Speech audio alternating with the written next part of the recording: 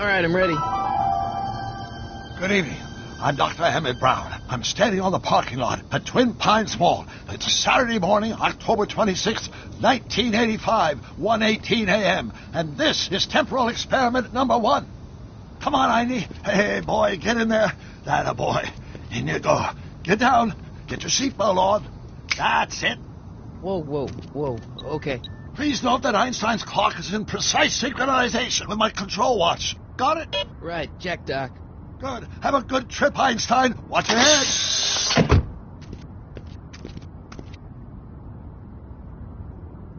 You got that thing hooked up to the car? Watch this. Yeah, okay. Got it.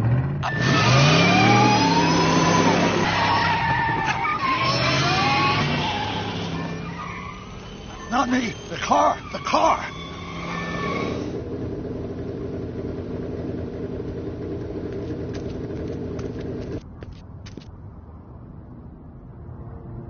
If my calculations are correct, when this baby hits 88 miles per hour, you're gonna see some serious shit.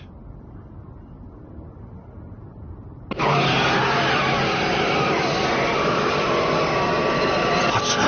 this.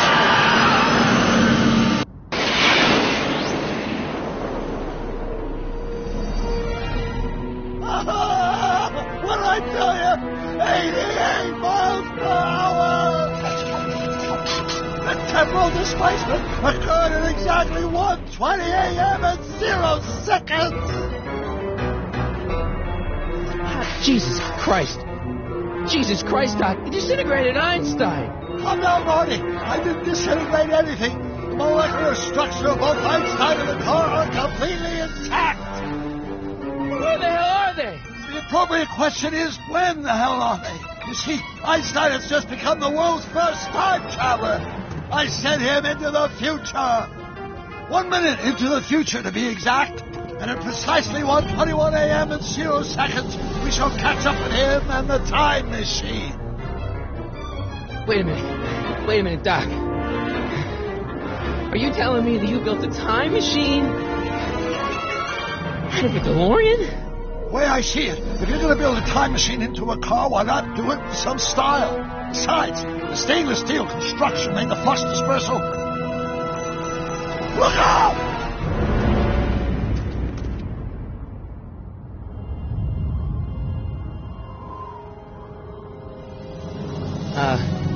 Doc? Oh, that's peculiar. Where's the car, Doc? It should have caught up with us 27 seconds ago. Doc, what happened to Einstein? No need for concern. It's probably just a minor miscalibration of the time circuits. Marty, could you get my notebook? It should be in the toolbox.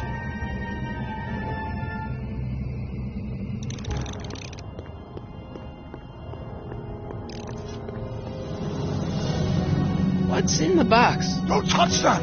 It's plutonium. Plutonium? How do you think I generated 1.21 gigawatts of power?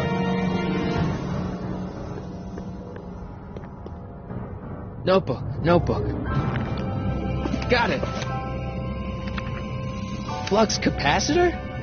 That's the big breakthroughs necessary to build a working time machine. If it ever fell into the wrong hands, the consequences could be catastrophic.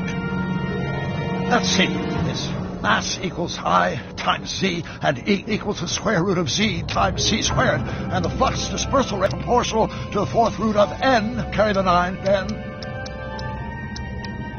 Consequences could be catastrophic? Whoa. Deja vu.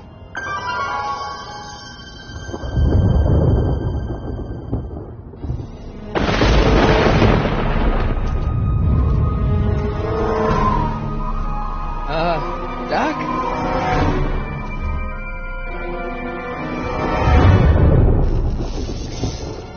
Great Scott! Doc, what is it? I've made a horrible mistake.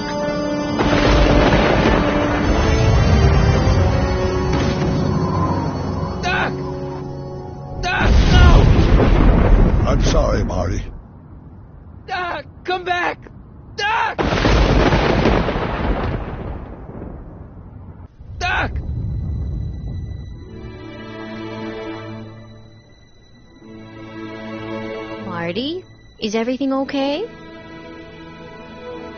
Yeah, Mom, it was just a nightmare. I was in the past, and Doc was there. Well, you're safe and sound now, back in good old 1986. But you'd better get up. Your father's waiting for you. Huh? To meet him over at Doc's? Holy crap, I'm late.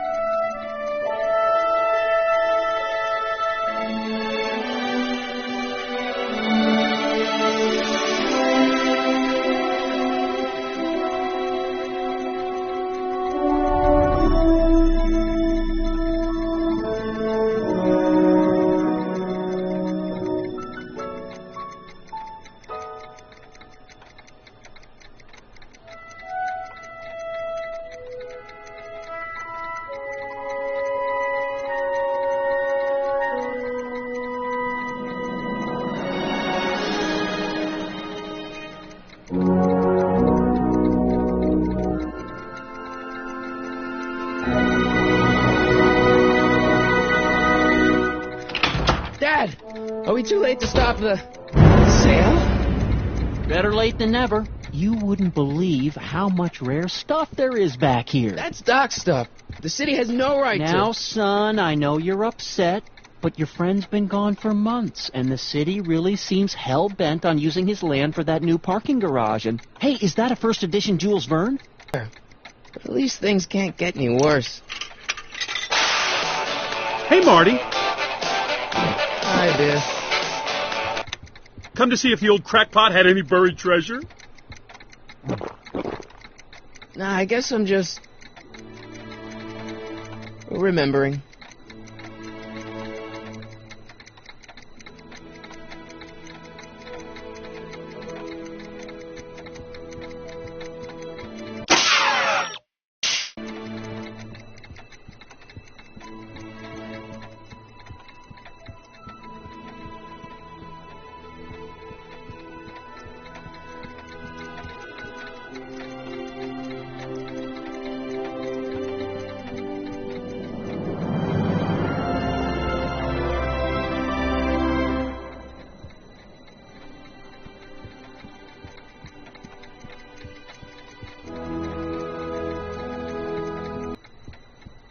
Hey, Dad.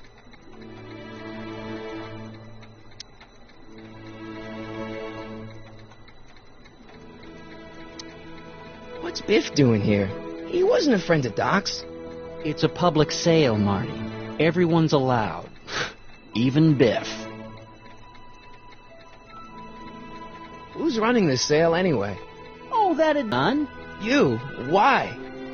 Well, once it became apparent that the bank was going through with the sale, I volunteered to oversee it in order to make sure that Doc's stuff would be treated with a modicum of respect. Isn't that right, Biff? You got it, Mr. McFly. I'm telling you, this sale's a joke. Doc's only been gone for a few months, and I happen to know... Yes, you've told us he's not dead. He's on a trip. Let's say you're right. Have you considered that this trip may not have been entirely voluntary? I hate to say it, but Doc's run up some pretty sizable debts around town. Maybe he's just hiding from his creditors.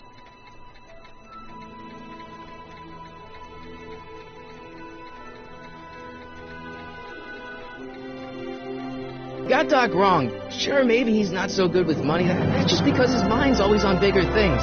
But he's still a straight-up guy. He'd never run away from his problems. Well, you know him better than I do, son. But the bank is within its rights to sell off his stuff. Maybe you should try to find some things to remember him by before Biff grabs them all.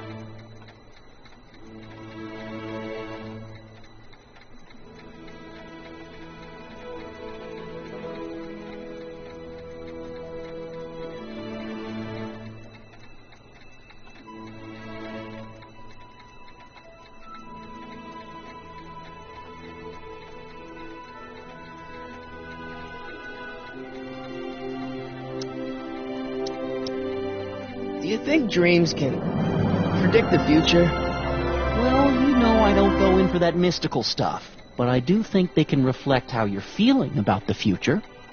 What did you dream? Oh, just weird stuff about Doc. Well, that's understandable, don't you think? I guess, but I feel like it was telling me something.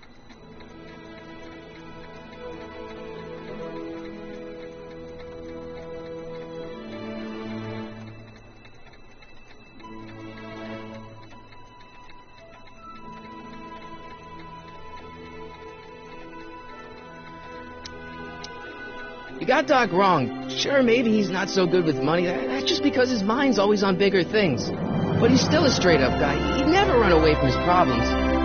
Well, you know him better than I do, son. But the bank is within its rights to sell off his stuff. Maybe you should try to find some things to remember him by before Biff grabs them all.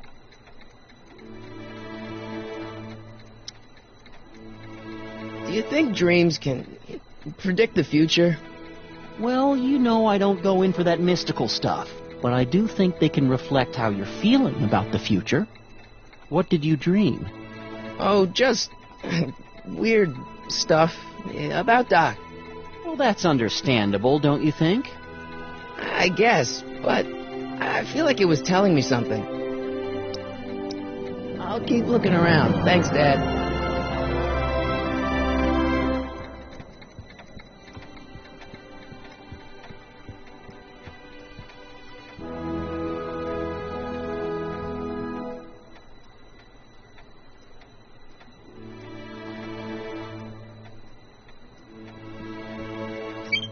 Hope that wasn't poison gas or anything.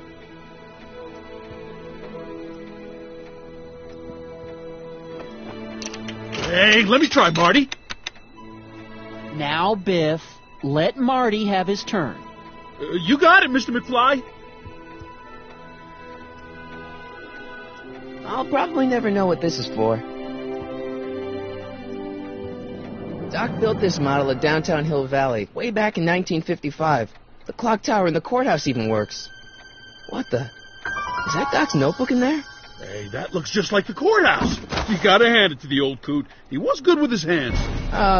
Biff, can I see that a minute? This would look great in my fish tank. Give the old carp something new to nibble on. Can I see that model courthouse for just a second? I need to get something out of it. Like what? A not guilty verdict? That was a joke. Oh, but really, can I? Nah, I think I'll hold on to it. Give it here, Biff. Well, looky what we have here. Looks like plans for something. What's a flux catheter? It's none of your business. Doc asked me to... Brown's worm food, kid. But this looks like it might be worth something.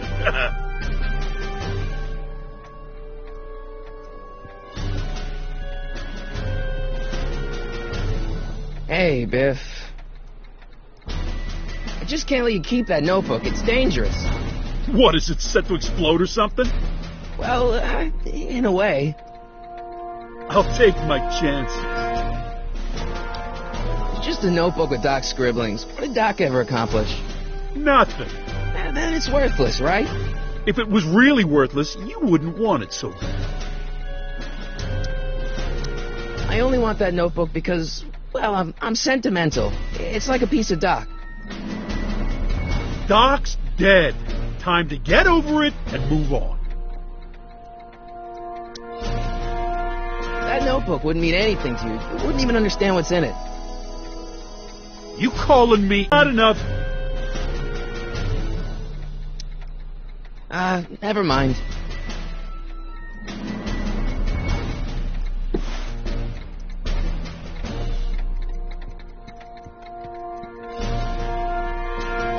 Hey, Dad, why's my guitar got a price tag on it? Sorry, son. Must have been an overzealous clerk. Just pick it up. I'll iron things out with the bank. Hey, Dad. That notebook is Doc's legacy. I've got an obligation to protect it. Now, hold on a minute. Didn't you just get done telling me Doc's still around, off traveling somewhere? Yeah? Then how is it your obligation to protect his legacy? You can't have it both ways, Marty. If Doc's alive, he can protect his own legacy. About Biff, Dad, I know you're trying to help. He talks a big game, son, but he's not so tough. I've been dealing with him a long time. Believe me, I can handle it. So can I. I guess you can.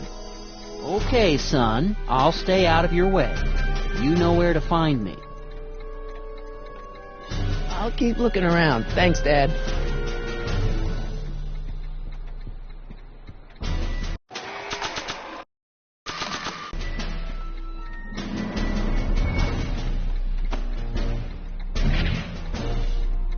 Here's an oldie, but a goodie. 1, 2, 3. Hey, look! It's Chuck Butthead. Let me show you how it's done. When it's 1 for the monkey, 2 for the snow, 3 to get ready. Now go, Scat, go! Woo!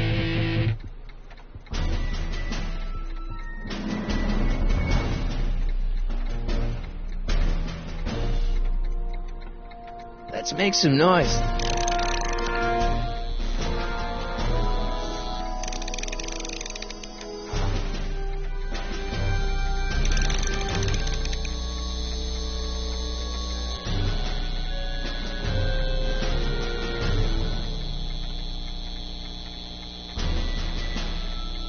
Now, something your kids are really gonna like. Thanks for warming them up for me, Butthead.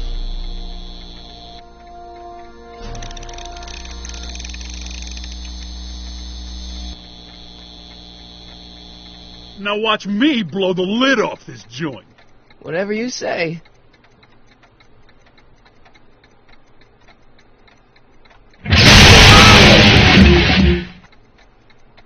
Rock on, Biff. Oh, shit.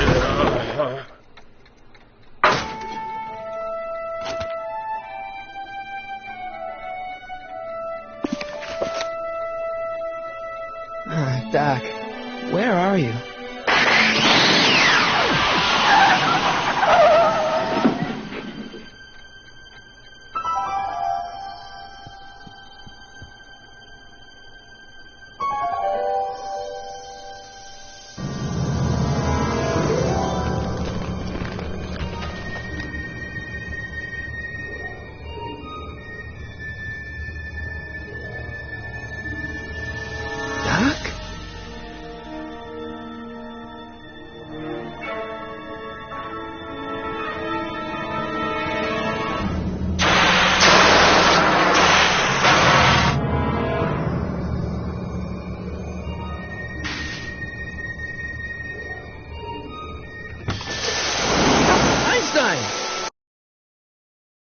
Come from, boy?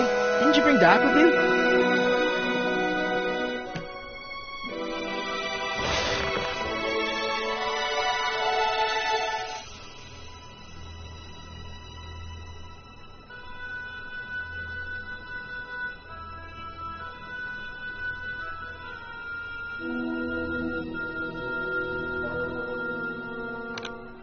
Marty?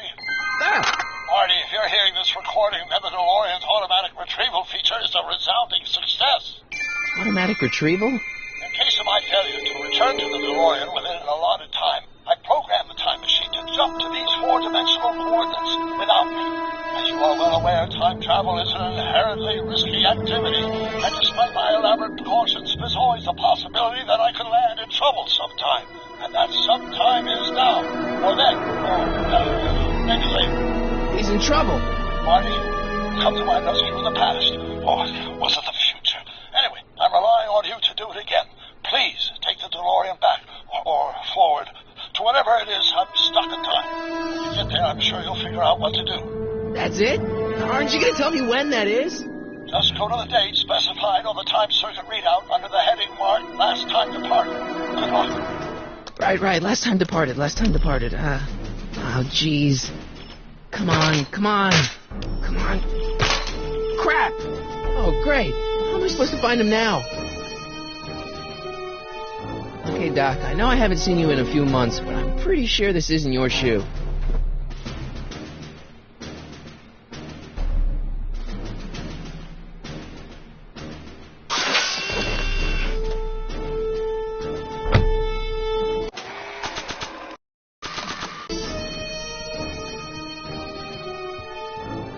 What do you know about this shoe, Einie?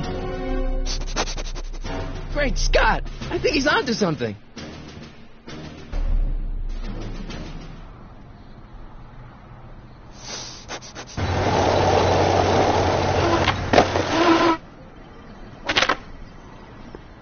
Okay, now we're getting somewhere. How's this supposed to lead me to Doc, Einie?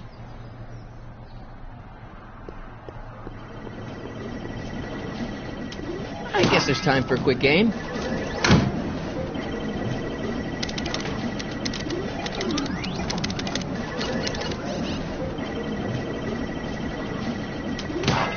Okay, now I'm ready.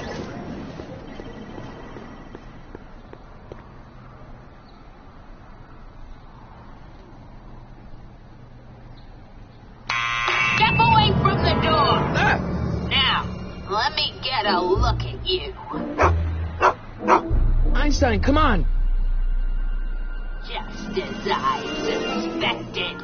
Hooligans! Get along now! Scat! I'm not a hooligan, ma'am. I'm a teenager. I wasn't born yesterday, young man.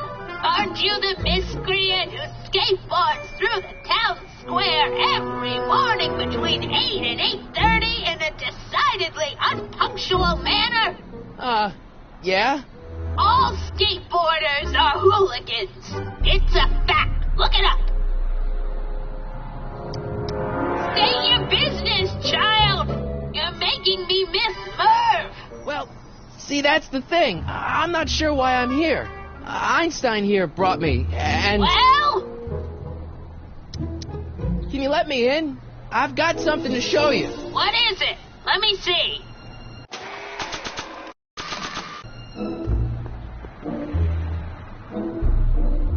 A shoe? Now what would I want with a... Huh? Stay there!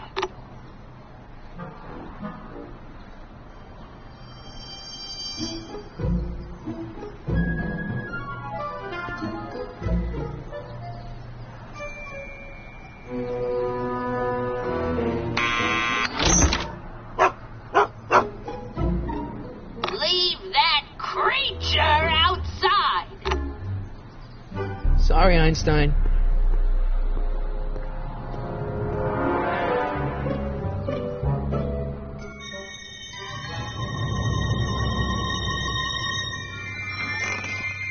Well, took you long enough. There's a lot of stairs. To return the shoe, I mean. I lost it ages ago. You can put it down next to the other one. Much better. So neat and orderly. I suppose you'll be wanting some sort of reward now. No, All I've got is tea and candy. But... I'm sorry I called you a hooligan. I try not to jump to conclusions, but after all, 9 out of 10 people in this city are hooligans. It's a fact. Look it up.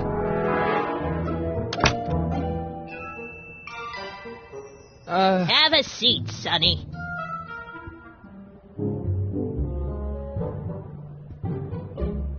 Hey! You kids! Put out those cigarettes!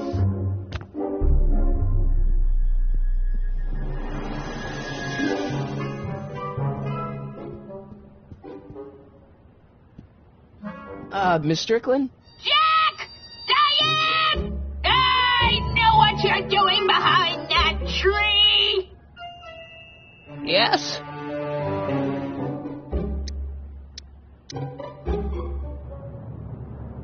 What's with all these newspapers? This is my personal archive. I've got every issue of the Hill Valley Telegraph ever published. Get out. Every single issue? From 1871 to the present. If it happened in Hill Valley, you'll find it in my stacks. Doing some stargazing? Oh, I set my sights on lower things. Is that? Lieutenant! Get away from that hubcap before I call your father!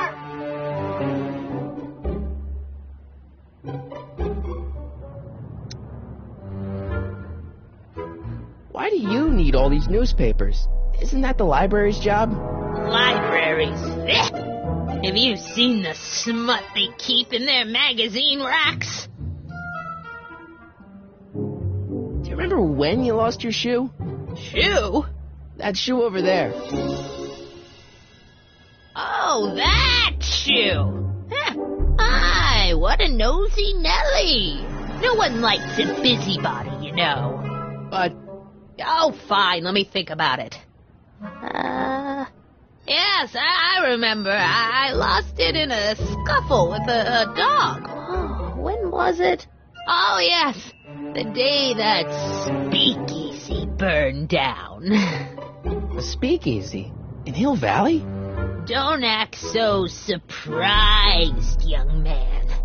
Your generation doesn't hold a copyright on moral depravity, you know. Sin has been on the prowl in Hill Valley since the day it was founded. Wow, a speakeasy. That must have been wild. Is it true they used to drink gin out of slippers like my grandma said? Don't romanticize the past, young man. Prohibition was a time when gangsters ruled the town while honest citizens quaked in their beds. So where was it? That speakeasy that burned down, I mean. That was ages ago. If you're looking for bootleg hooch. No, I'm just curious, that's all. I'm a student of history. Student of history, my Aunt Fanny. Yeah, your generation of hooligans and slackers could give two ripe figs about history. Miss Strickland? Oh, video store! Huh? The speakeasy used to be hidden in plain sight down there in the town square, right where that disgusting videotape rental store squats today. So the video store building must have gone up after the speakeasy burned down. The following year, as I recall.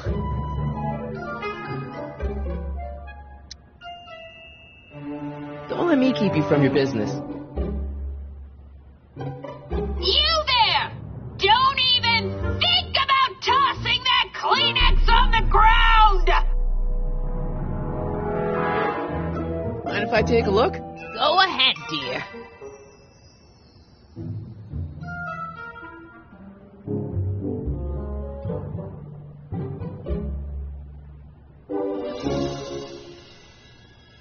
Rebuilt in February 1932. So the fire must have happened before then. But when? I need a date. Don't look at me. I'm far too old for you.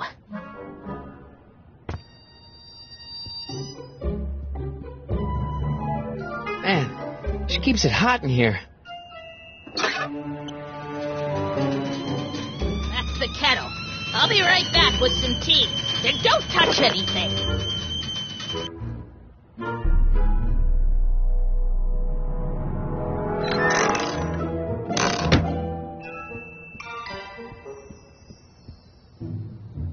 Let's see. Ground broken on site of former speakeasy. Singer vanishes. Hill Valley Expo delights crowd. Soup kitchen exposed. Here we go. Speakeasy arsonist slain. Legal procedure gave way to old-fashioned vengeance last night when a mob descended on the Hill Valley police station. The suspect in the speakeasy arson case, a drifter known as Carl Sagan, was pulled from his... Carl Sagan? It's Doc! Killed by a mob. What's the date? June 14th, 1931. Jeez, I gotta rescue him. My newspapers! Sorry, Miss Strickland. Let me... No! You've gotten my history out of order. Oh, do you know how long it'll take to fix what you've done? Oh, get out! Get out! Get out! Help! Police! I'm being attacked by hooligans!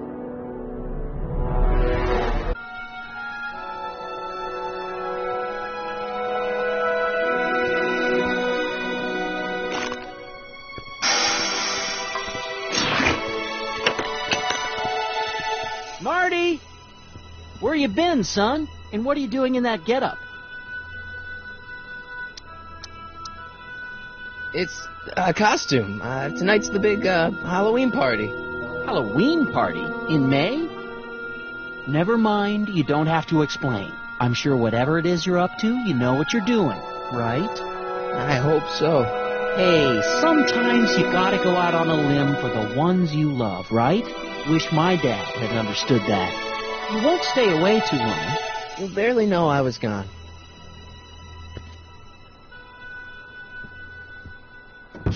You ready to go, Einstein?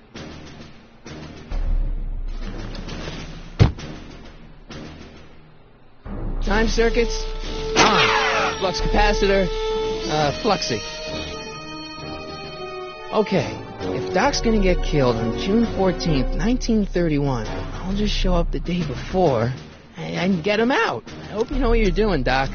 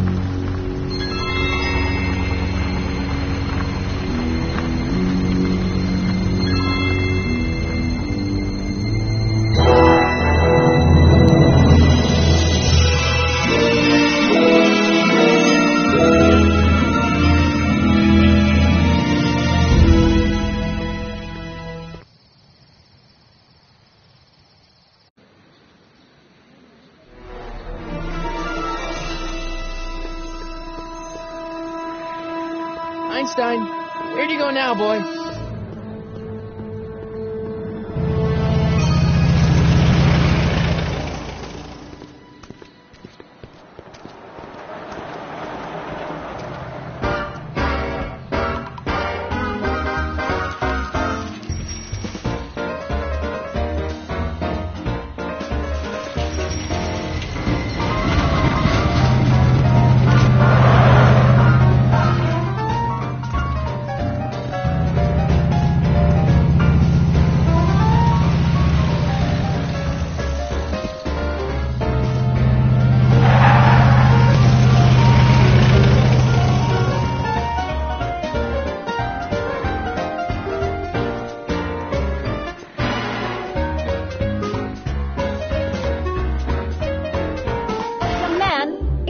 Young man. Who? Me? You're the only man in the street, and I'm looking for a man in the street reaction. Naturally, you know about the explosion that destroyed this illegal gin establishment. I read about it, yeah. What's your opinion of Carl Sagan, the stranger who single-handedly did what the law has been unable to do for 10 long years, namely, rid Hill Valley of the scourge of liquor?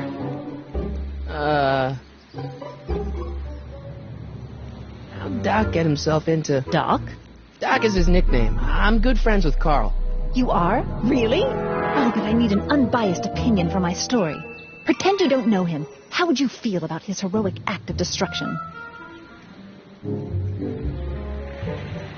Well, I'm not so big on bomb blasts. Yes, but this bomb blasted a speakeasy, the very symbol of lawlessness and corruption. You're all for cleaning up the town, aren't you? Do you have a message for the vicious gangsters who still roam these streets, no doubt plotting to corrupt our citizens with another den of booze, sin, and debauchery?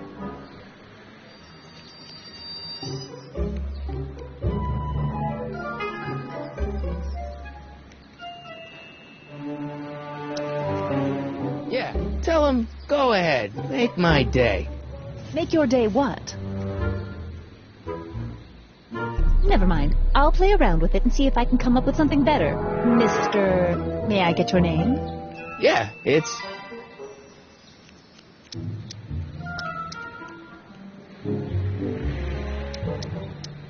Sonny Crockett. Thank you for sharing your candid opinions, Mr. Crockett. Edna Strickland, Hill Valley Herald. I know. I met you back. I'm familiar with your work. You read my column? How sweet. I know it's just an etiquette column, but I believe it'll lead to bigger and better... Oh! Einstein, no. Down, boy. Is this wretched creature yours? He assaulted me once before. What's got into you? Aggressive dogs must be kept on leash at all times. It's the law. Look it up. Doc. I gotta find Doc.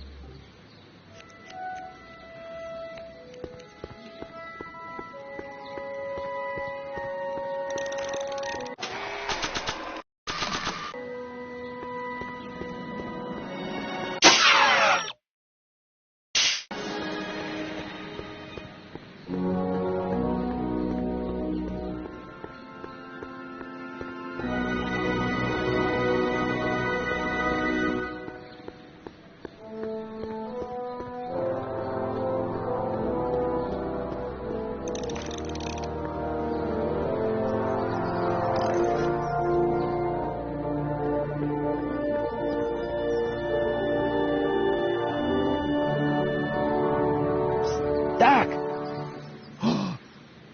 Marty! Doc!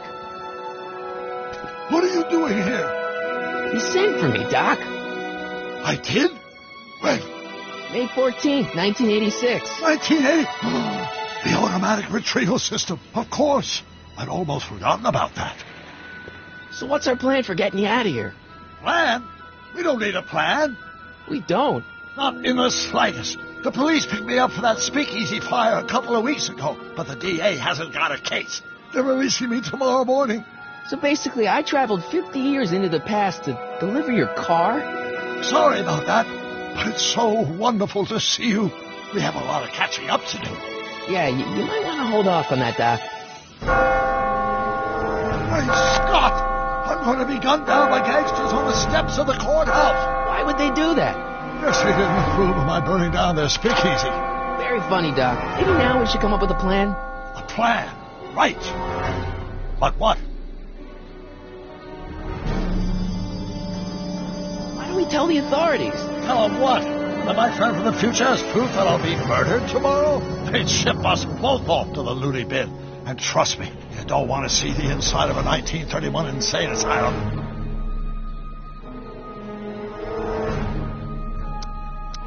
Why don't I take the DeLorean, go back in time before you were arrested, and stop you from getting caught in the first place? Don't even think about it. Without my unjust incarceration, the events that sent you into the past might never happen, resulting in a paradox of continuum-shattering proportions. Jeez, we've been back together for 5 minutes, Doc. You're already talking about the end of the universe. I've missed that. Don't be ridiculous, Marty. I was only referring to the end of the universe as we know it. Why don't we try to tough it out? Now that we know what's coming, maybe we sneak it past the gangsters with a bulletproof vest or something. That might work with 1 or 2 bullets, but from the looks of this article, it appears that I'm going to be mowed down in a hail of Tommy gun fire that rendered the innocent stranger little more than a puffy mass of bones and gristle. Who writes like that? According to the byline, one Edna Strickland. I should have guessed. Well, I suppose I could just get some dynamite and break you out of jail. No, that's far too dangerous. Not just to me, but to random innocent people in the past.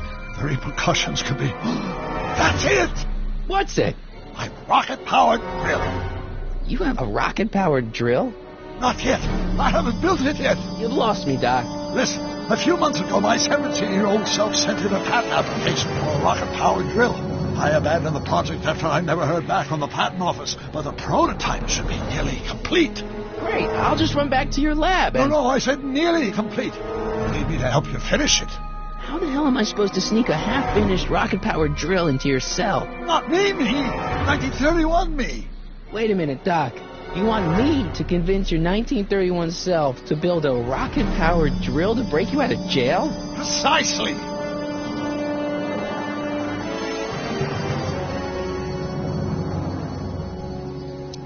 How am I supposed to convince your younger self to finish the rocket drill? Just tell him I need to break his older self out of jail? Absolutely not. Whatever you do, you can't tell my younger self anything about time travel.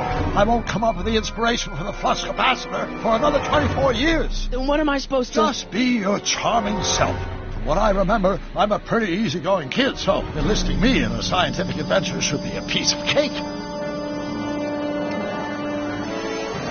Okay, let's say I go along with this crazy idea. Where can I find you? I mean, the other you. How should I know? It was over 50 years ago. Why don't you go over to the soup kitchen next door and give my house a call? They'll know where to find me. Soup kitchen. Got it. Just stay away from the soup. It'll cause irreparable damage to your digestive system.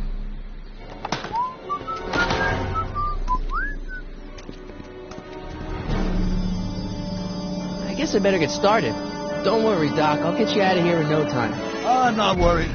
Once you and my younger self put your heads together, you'll be unstoppable.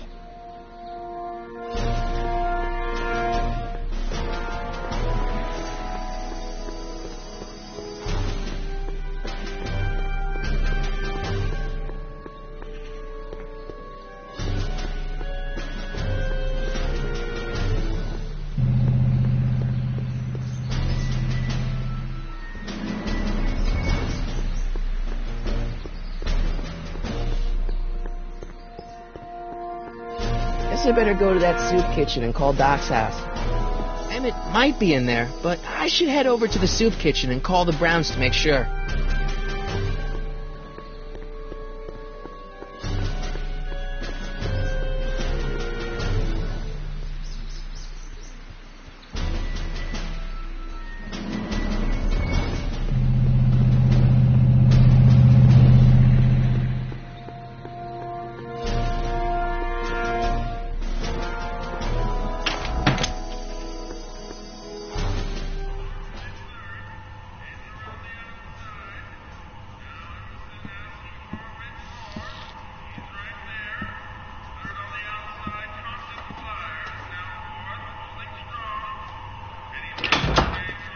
McFly!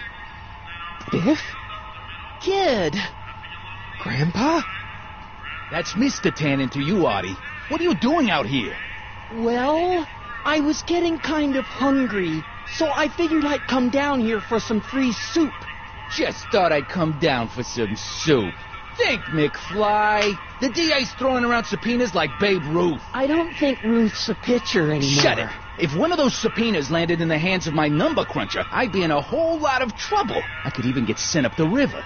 You wouldn't want that, would you? Would you? No, of course not, kid. All right, that's better. What are you looking at, punk? Keep your eyes on the soup, kid. Well? Well, what? What are you still doing here? Sorry, kid. I'll just run back to the safe house. You do that. And McFly... Yes? That hat's too flashy. You better let me hold on to it. Now scram! You got it, boss. Don't come out until I give you the all clear. I swear, if even one of you mooks could add 2 plus 2 without your fingers, I'd dump that wimp into the lake. Hey, anyway, I'm off to make myself irresistible. Don't let anyone burn down the shop while I'm gone.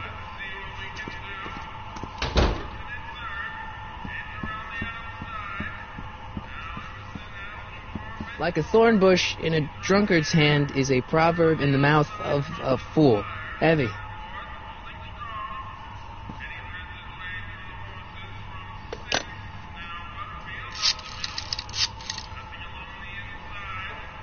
Brown residence? Hi. Do you know where I could find Emmett Brown? Young Master Brown is currently tending to his clerking duties at the courthouse. Who may I say is calling? The courthouse? Doc never told me he worked at the courthouse.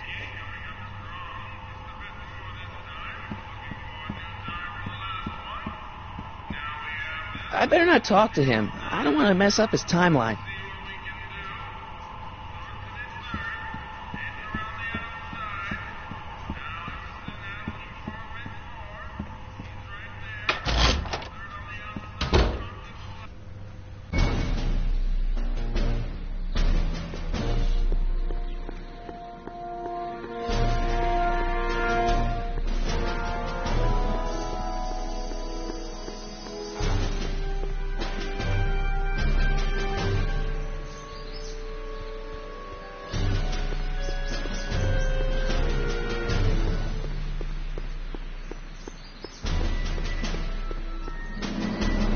Young Doc's in the courthouse. I hope I'll be able to recognize him.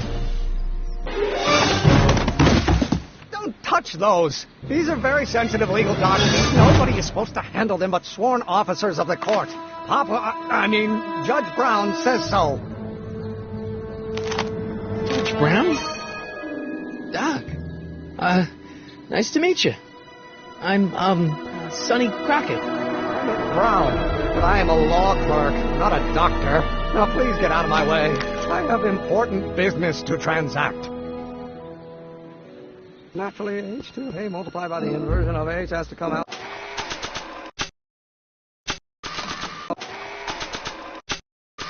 Less than expectation value of A, right? What am I missing here? Or do we take it? Oh, think, Emmett, think. H to the A multiplied by the inverse of A. H to the A multiplied by the inverse of A. I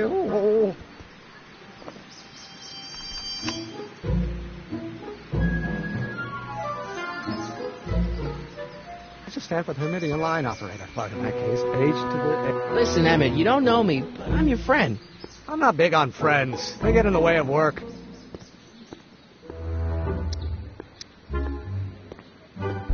What's this important business you're up to? It's a legal matter, very complicated, very abstruse. I need to obtain 5 sets of initials on every copy of this writ of indemnification before before Judge Brown can even think of granting a waiver to the party in the first part. You have no idea what it's about, do you? That's how important it is. So, Emmett, what time are you through with work? Depends. On weeknights, Pop sometimes keeps me in the office till 9. 9 at night? But today's Saturday. Right. So I probably won't get off before 10.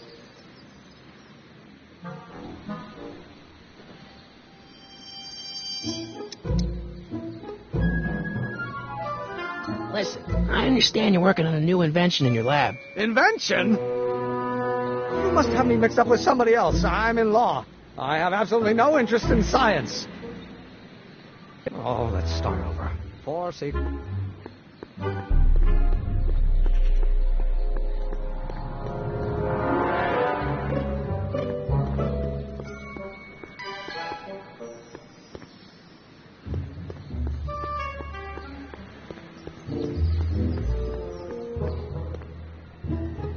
Psst, Doc! Morty, have you found my younger self yet?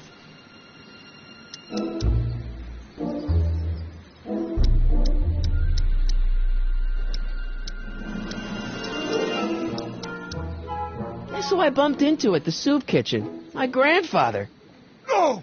Don't worry, I didn't talk to him or change his future or anything. Good. I wish I could, though. This era's canon is treating him like dirt. Don't worry. If history plays out as it's supposed to, he'll soon be out from under Kit Tannen's thumb and free to live out his life as a humble accountant with your grandma. What was her name again? Sylvia. Right, Sylvia.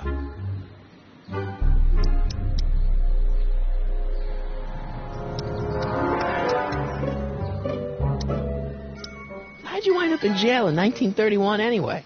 During my trip to the past, I decided to look into one of Hill Valley's unsolved mysteries. The fire at the Speakeasy. Exactly. I thought I was safely hidden across the street. But when the fire started, there was a tremendous explosion, and I was knocked unconscious by a stray brick. When I woke up, I was here in jail, charged with arson. It's horrible. I know. Worse yet, I still don't know who started the fire. So, Doc, does this ring a bell? Oh, think, Emmett, think. H to the A multiplied by the inverse of A. H to the A multiplied by the inverse of A. Good grief. Is that me? I sound so... Young? I was going to say intense. I forgot how wound up I used to get.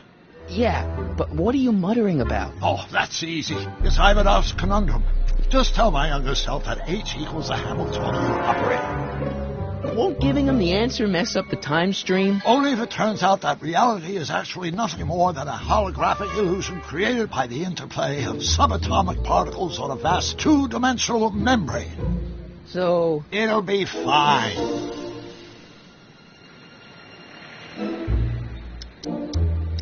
Hang in there, Doc. Not the best choice of words, Marty. Psst, Doc. Marty, how goes the escape plan? What was H again? The Hamiltonian operator. Got it. Hang in there, Doc.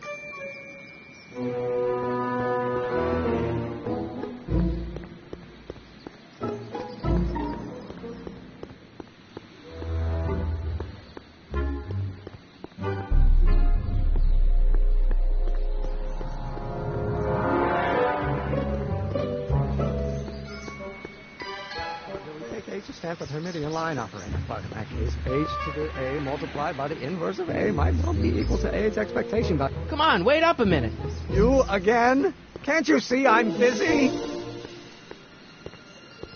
Maybe H equals the Hamiltonian operator. What did you just say?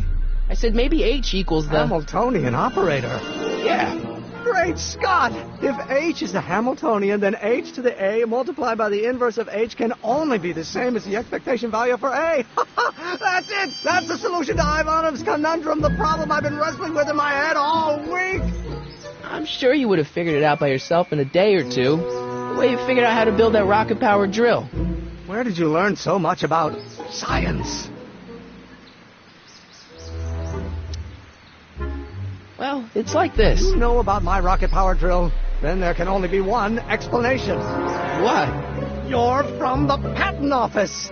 I confess I didn't quite know what to expect when I sent the paperwork, but I never expected this. Welcome! I'm at your service. What can I do for you? Can I see your rocket-powered drill? Of course, of course. Naturally, it's just a scale model, but it's nearly operational. I can show it to you, say, first thing in the morning. Nah, that's no good. I need to see a full-size model. That's fully operational. Tonight. Otherwise, we'll have to award the patent to a competing inventor, Dr. McCoy. It can't be done. I mean, it might be possible to construct a full-size working model in that time frame, but I haven't got the main ingredient for the fuel. I'll get it for you. What is it? 190 proof grain alcohol. And you know how difficult it is to get a hold of alcohol these days. Especially now that someone's blown up the speakeasies. And besides, there's no way I can get off work until I've delivered the subpoena. Part of the investigation into the business affairs of Kit Tannen. Is it vitally important you see that rocket-powered drill today? Yes. Is it vitally important you deliver that subpoena today? Yes! Listen, I'll help you deliver it, and I'll see to it you get the alcohol you need. It'll help you get that drill finished by tonight. Deal? Deal. Here's the subpoena. Arthur McFly? You got a subpoena my grandpa? It's Kit Tannen. Hey, I just saw him at the soup kitchen yelling at Arthur McFly. I'm not surprised. Arthur does the books for his business. What kind of business? That's what the DA is trying to find out. Let's go talk to him. No! Why not? Kid Cannon can tell us where Arthur's hiding. Yeah, well, he can also have us fitted for a Chicago overcoat.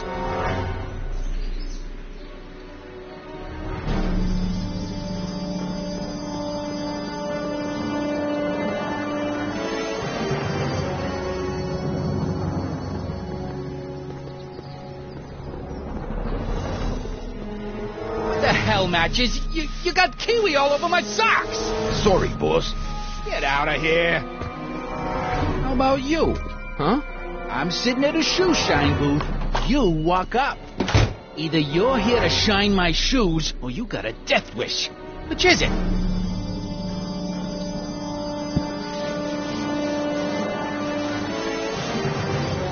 I'm looking for a guy named Arthur McFly. He's my, sort of a relative.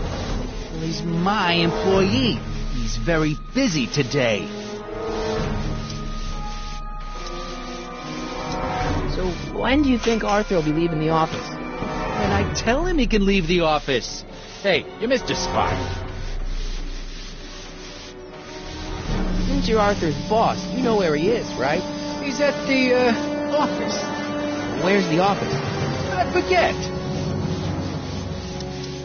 Isn't that Arthur McFly's hat you're holding? It was McFly's hat. Now, it's my peanut ball.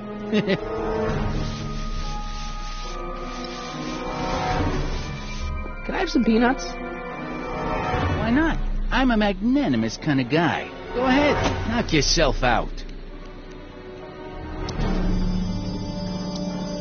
Hey, kid! Yeah? What the hell is that? Hey!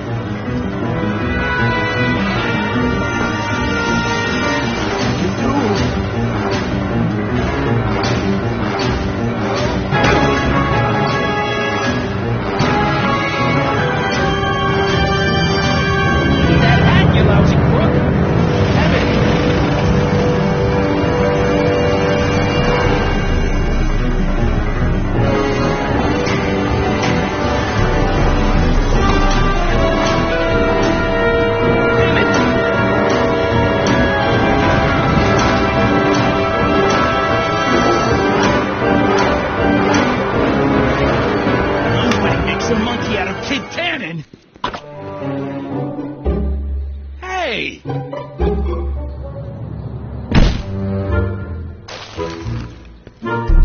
Al! Fix me up!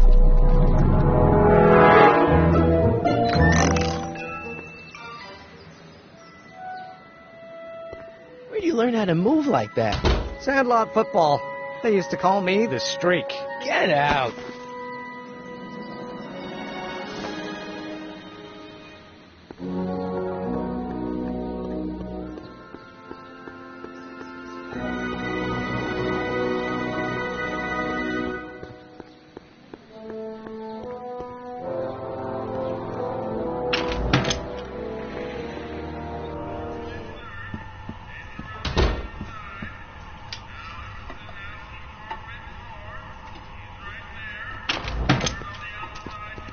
Hey, cue ball. What? The truck just arrived with a fresh shipment of, soup. Soup? Well, this is the regular soup, and this is the special soup. Right. Special.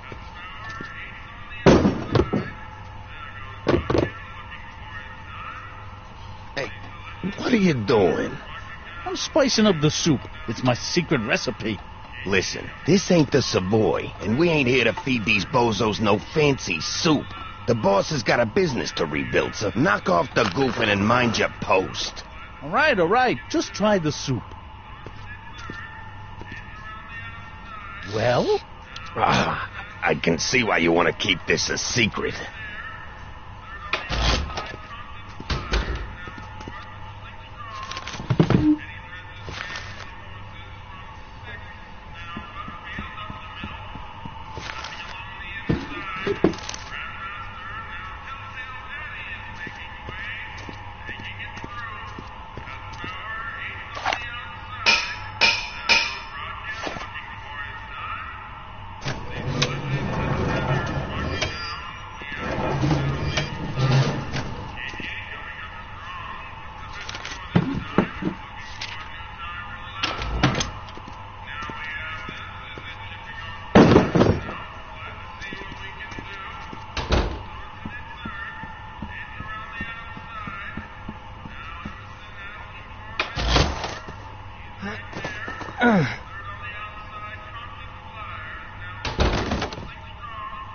There's no way I'm gonna keep that door open without some help.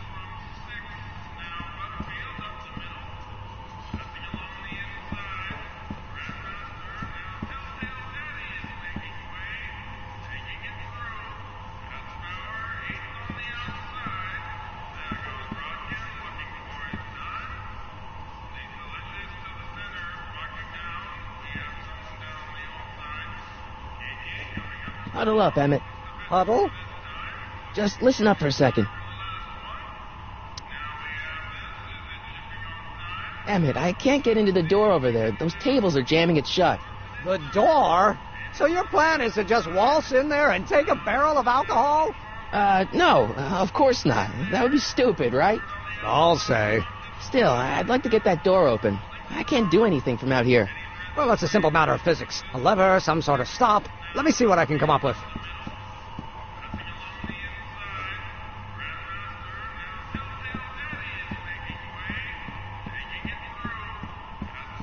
Eureka! Excuse me. You talking to me? Why's the soup in a barrel? 'Cause it's hard to ladle off the floor? Could I have a bowl of soup? You're a soup kitchen. What do you think?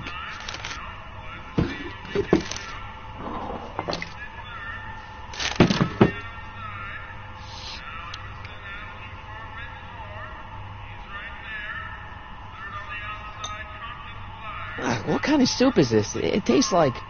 Scrolle ribollita? I was gonna say week-old cabbage. Everyone's a critic. Look, all I got to work with is this 2-bit soup in a barrel and spice rack that hadn't been restocked since the Coolidge administration. What do you think I should do to perk this slop up? Let's see. Have you tried... giving the soup a little heat, maybe? Why, is it getting cold? No, I mean, like chili powder. Muy caliente. Oh, bit of a tough guy, huh? Actually, I like it spicy too, but it's gotta be edible for the common folks. Come on, a little dash isn't gonna kill anyone. Ah, heck, you got moxie, kid. Let's spice it up a bit, shall we?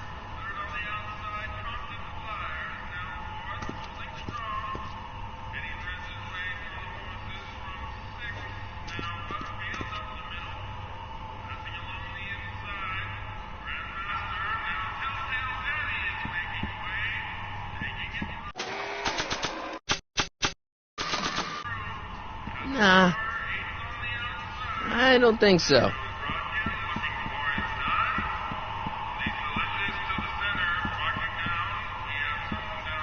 Lazy hands make a man poor, but diligent hands bring wealth.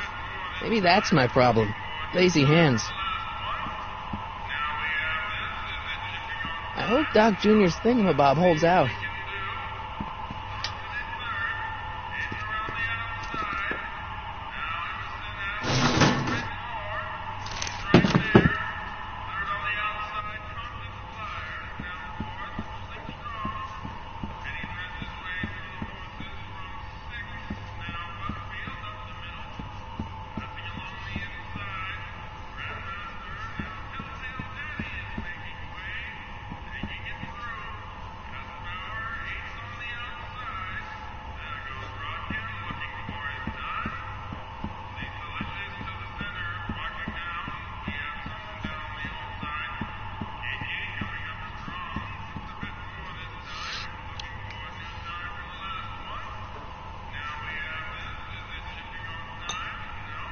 Okay, I've got some more ideas about your soup.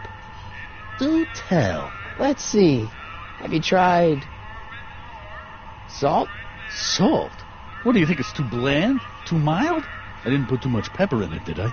I just think it could use a little more salt. No accounting for taste these days.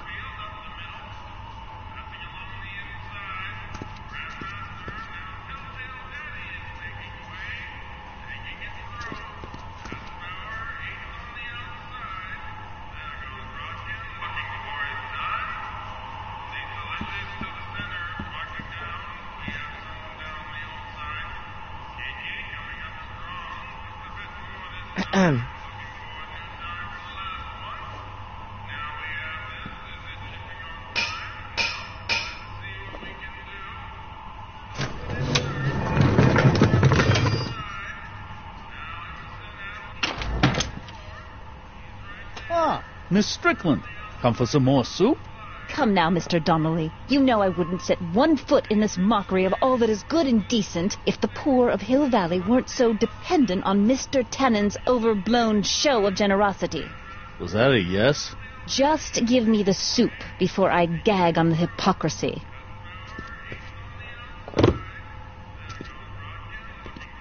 I'll tell the boss you said hello.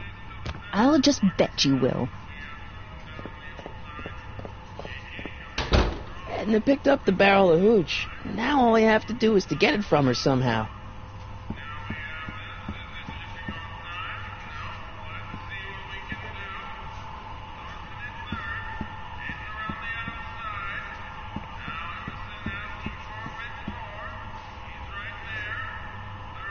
Emmett. Yes?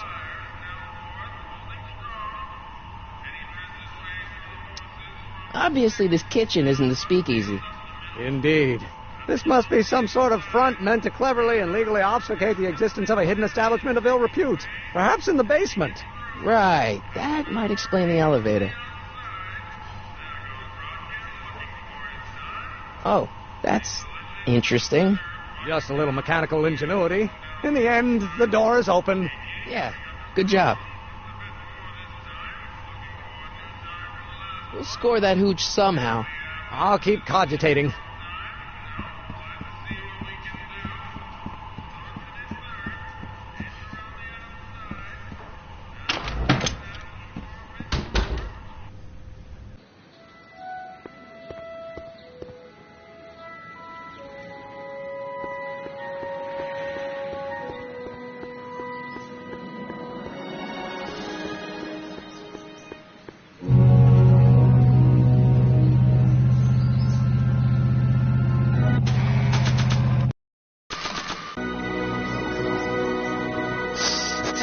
Come here for a sec, boy.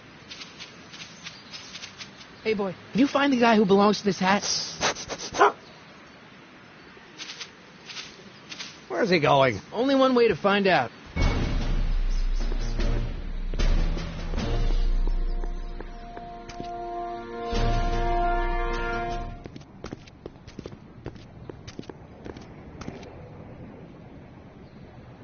Huh. Deja vu.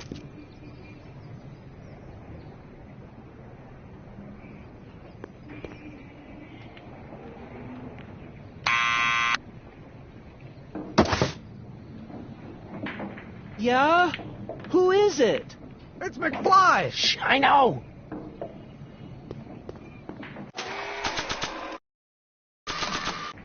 Hey, Arthur, can you come down a minute? Do I know you? We've got something for you. It's a subscription to the Accountant Weekly. You won't come out if we knows why we're really here. No, right. I'm not interested. And besides, the boss won't let me leave the room. Sorry, some other time.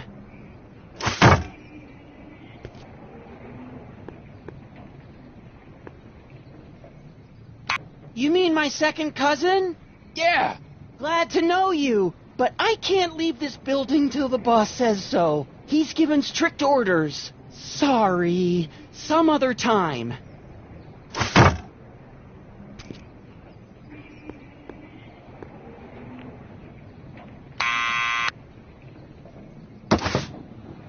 What now?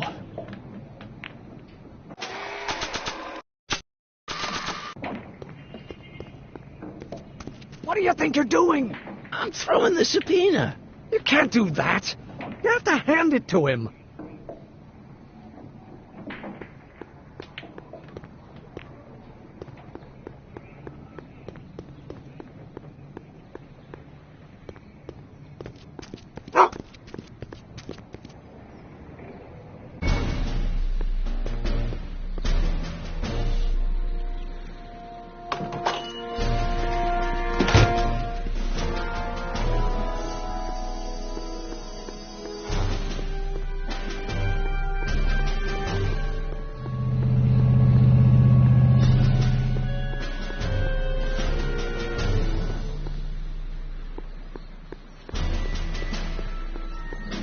It's not too bright. Maybe I could trick him into dragging Grandpa out in the open.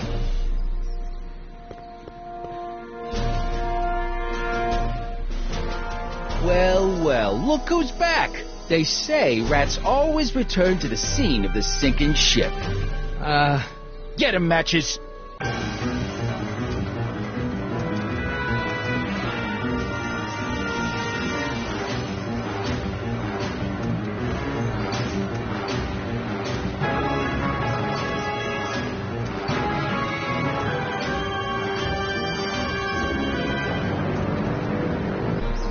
Down from there, you son of a bitch! Right now!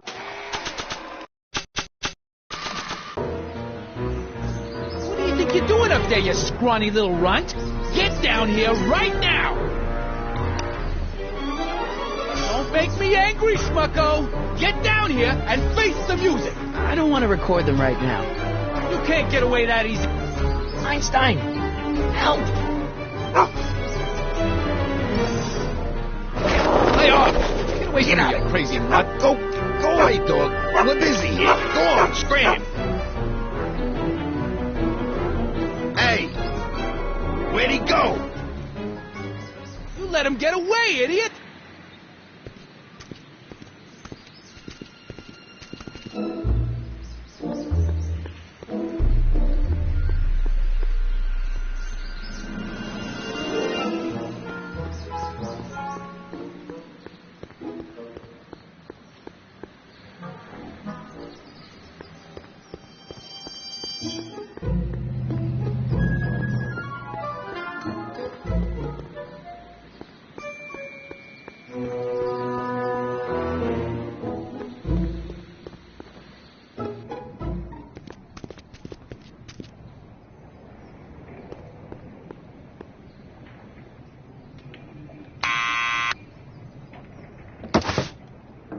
What now?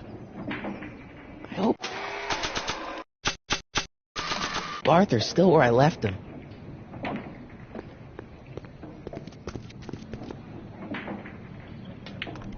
What do you think you're doing up there, you scrawny little runt?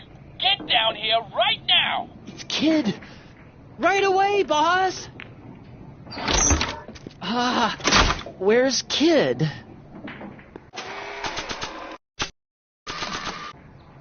Arthur McFly? Yeah? Got something for you. Thanks. A subpoena!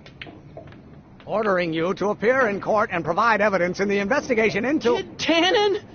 Take it back! You can't get rid of it, Mr. McFly. Once you've been served, it's your duty to report to the court at the earliest possible time. Failure to do so could lead to a warrant for your arrest. Arrest! But Kid'll kill me. Stupid Artie. Holy cats, what am I gonna do? I suggest you avail yourself to the protection of the court. Oh gosh.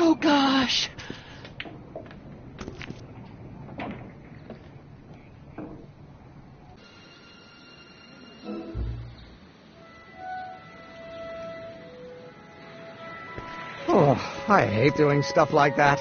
But I won't have to much longer. No? Once we get that 190 proof alcohol and build my rocket drill, my future will be set and I'll be able to quit this crummy job. Oh, right.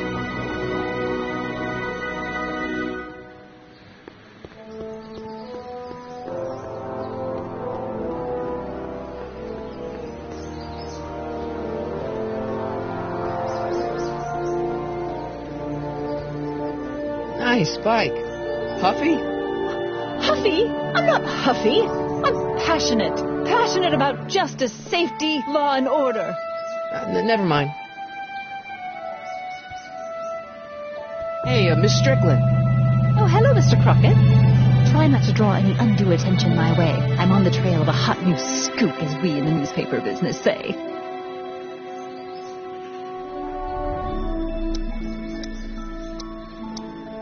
What's the scoop?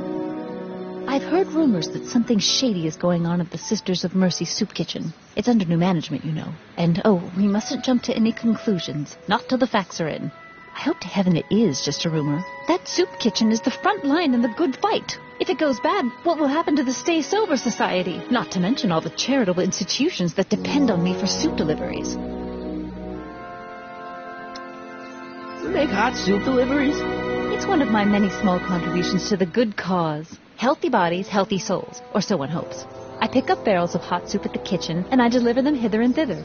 Hill Valley Orphanage, the St. Francis Xavier Ranch for Unwanted Children, Foggy Mountain Home for the Incurably Insane, Shady Acres Rest Home. Oh, I can barely keep track of them all. It's a very big job. Yeah, I can help you deliver soup. I donate a lot of time to charities. Oh? Which ones? The, Mario Brothers. Ah, yes. The Italians do so many good works. If you'll just fix it so I can pick up the barrels of soup. Now hold your horses, let's not get over-eager. I drive the soup cycle in this town, and I'm not about to turn it over to an upstart. But if you're well connected with the local charitable institutions... Yeah? You can... running low on soup.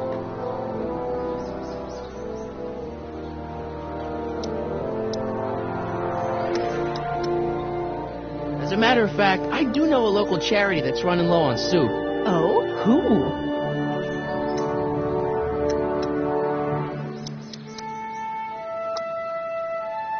The Farm for Unwanted Children. No, they've already received their quota for the month. I got a book. Oh? Where?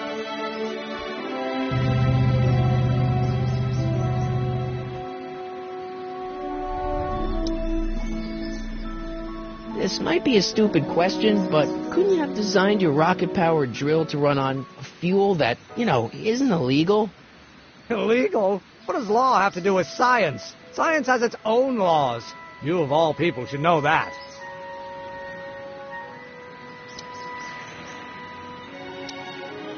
Some of us down at the patent office are wondering, what made you think of a rocket-powered drill? Ah, that'd be Journey to the Center of the Earth by Jules Verne. It was a revelation. Yeah, that's kind of what we figured. Have you read The Time Machine? H.G. Wells? Not yet, but it's on my list. Have you read The Time Machine? H.G. Wells? Not yet, but it's on my list. How about Kid Tannen? What do we know about him? He's loud, he's obnoxious, he's not very bright, and he doesn't like anybody getting in his way. Yep, that's a Tannen, all right. We'll score that hooch somehow. I'll keep cogitating.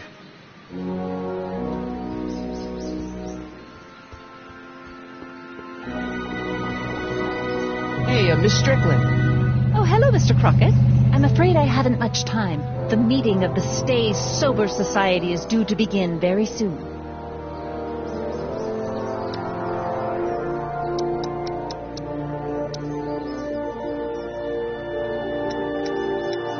What's the Stay Sober Society? You haven't heard of the SSS? They do the most marvelous work, taking hopeless drunken bums and turning them into former hopeless drunken bums. I'm one of the founding members. And not to say that I was ever, Anyway, we've always met in the cellar of the Sisters of Mercy Soup Kitchen, but for some reason the new managers don't want us down there, so we're stuck. We've got nowhere to meet.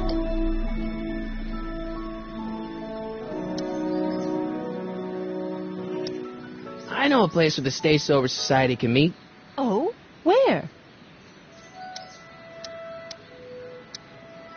The Brown residence. You mean Judge Brown's place?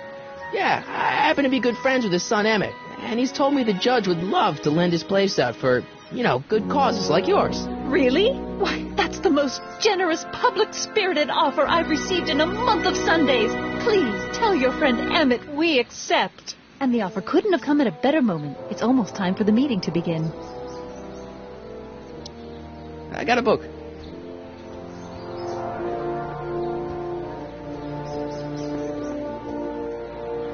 Hey, Miss Strickland. Oh, hello, Mr. Crockett. I'm afraid I haven't much time. The meeting of the Stay Sober Society is due to begin very soon.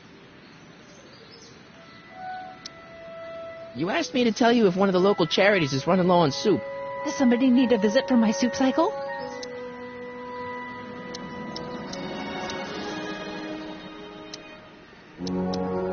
The orphanage. No, they've already got all the soup they can handle.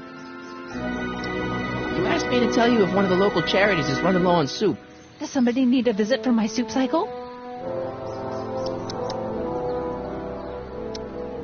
The insane asylum.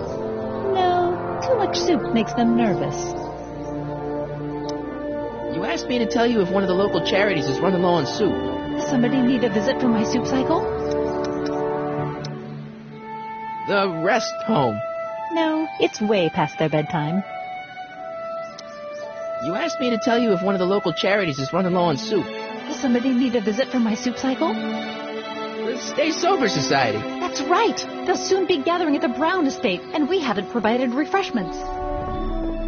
I can't get over the generosity of your friend Emmett volunteering his father's house for our meeting.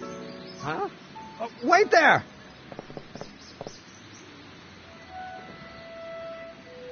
Sonny! What in the name of Thomas Alva Edison do you think you're doing? Don't you get it? You need alcohol to run your drill, right? Those bootleggers at the soup kitchen won't let us get our hands on any of their hooch. But we can get Miss Strickland to pick it up for us and deliver it right to your door. No, out of the question. Why? I can't just let strangers invade my parents' house. What do we know about these people? They're really polite. We don't know that. They're a bunch of really great guys. We don't know that. They're sober. It says so right in the name. Well, okay, but Pop needs his peace and quiet at the end of the day. This meeting is sure to be too noisy for him. So get your dad a pair of earplugs. I can't tell my father to wear earplugs. What's wrong with a little noise? It'll be like a party. My Pop is not the partying type. They'll be quiet. You'll be quiet, right? Oh, yes. I play my tambourine very softly. You hear that? Yes, but... But what? But it's still impossible. But I promised Miss Strickland. It means so much to her. The answer is still no. But think of the Stay Sober Society. What'll happen to them? They can all fall off the wagon for all I care. Okay, forget the whole thing. We don't have to test your rocket-powered drill tonight. We don't? No. I'll take the train back to Washington, and I'll tell the folks at the office to give the patent to Dr. McCoy. Wait!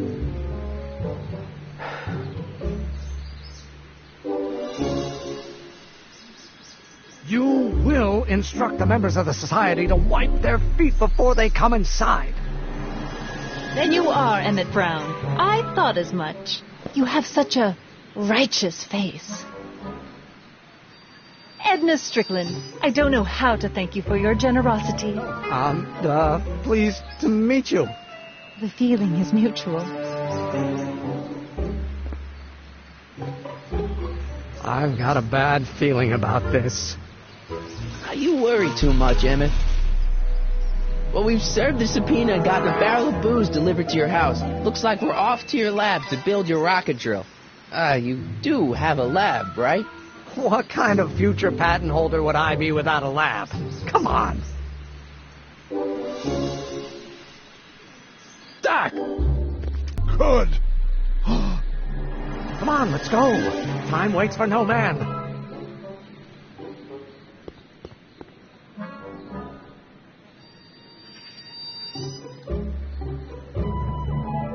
Are you sure this is gonna work, Emmett? Don't let the ramshackle nature of my laboratory fool you. If all goes according to plan, we'll soon be in possession of the most powerful rocket fuel known to man. That's great. How? Well, it's very simple. This crankshaft induces a powerful direct current into the electrolysis chamber, producing hydrogen, which must be periodically released into the primary distillation barrel. While tending to the hydrogen, we'll also need to regularly sprinkle these shredded protein flakes into this aquarium of tuber bacteria to generate the necessary nitrogen to catalyze the reaction. Cool. Oh, hot! Extremely hot! The temperature of the reaction must be kept at a steady temperature of 623 degrees Kelvin by carefully pumping these bellows. Any questions? Emmett? Are you still a brace of drunkards gathering on our lawn? Sweet fancy Moses, it's my father! So? So, he doesn't know I'm engaging in acts of scientific exploration in here. He thinks this is where I go to pour through my law books. Oh. You tend to the reaction. I'll try to get rid of him. Tend to the what? Can't we just start over after he's gone? It's too late. The reaction's already started. Don't worry. I'll try to help you out where I can. But, Emmett! Coming, Father! Father! Don't you father me, child. Who invented fire, Pop? I don't know either, but you can be damn sure it wasn't a lawyer.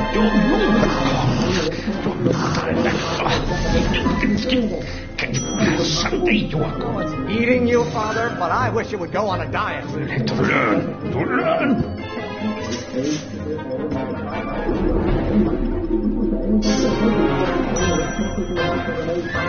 Maybe I should just get struck by lightning. Would that make you happy? People don't look. If you knew. Excellent. Now twist the valve there. Great. We're about a quarter of the way home. Emmett, get back here! You're going to find out. It may come as a shock to you, Pop, but not everyone wants to be a lawyer. I hope someday you have children and you will look. Lawyers are nothing but overblown bags of gas. My blood pressure. That's another one of your staffers who spins around you like a top. You're going to find out when you get older. Work for scientists, men like you would still be divining the future with sheep's bladders and goat gizzards. Galileo's rotations. Do you ever listen to yourself?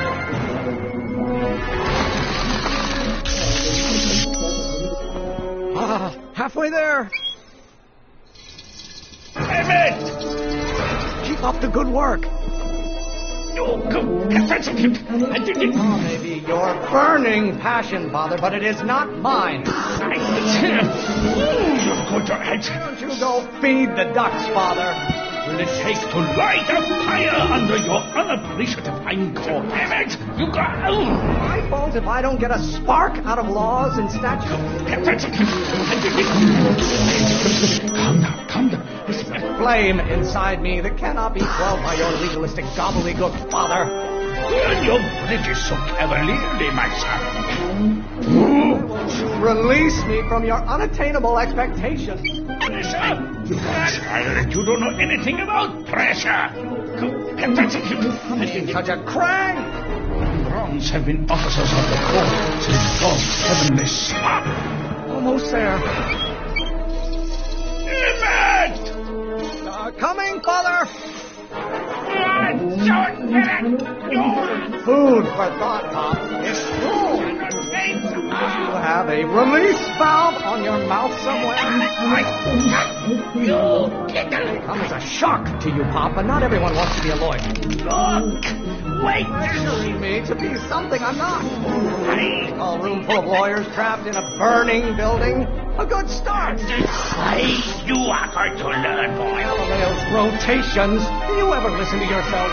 You are some... The hotter you get, the more I know I'm right. I feel the veins in my head. Control my life just because you fed and clothed me for 17 years. If only I want to vent our dirty laundry in public like this? I honor your wishes. You treat me like common bacteria. Flame inside me that cannot be quelled by your legalistic gobbledygook, Father. I'm afraid we'll have to take this up later, Pop. My soup's about to boil over. What? This isn't over, young man. Whew. Okay, you and your dad sounded... It was an argument we should have had a long time ago.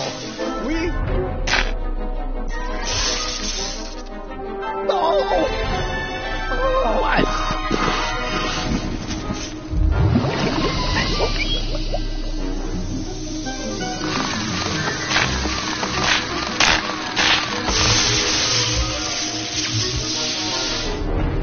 Eureka! Now all we gotta do is fuel up the old rocket power drill, and you and I can take it and go. But don't you want to test it first? No time. The last train for D.C. leaves in just a few minutes. All right. You've got to get this baby to the U.S. Patent Office. Exactly. So tell me, Sonny, when can I expect to hear back from the Patent Office?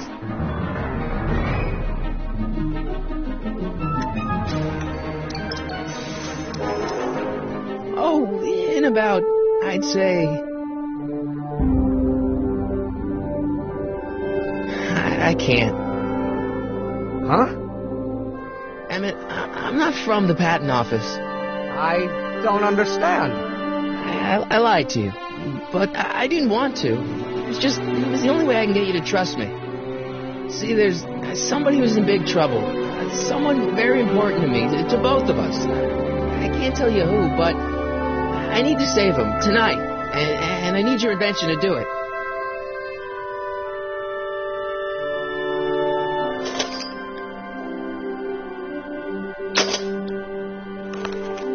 I'll get it back to you, I promise. And, Emmett, you're gonna be a great inventor.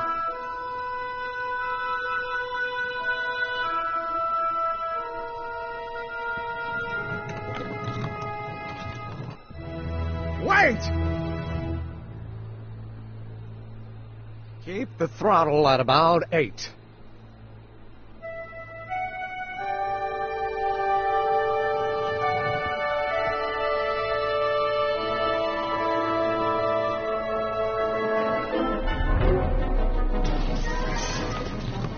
Okay, Doc, I got the drill. Now let's get you out of here.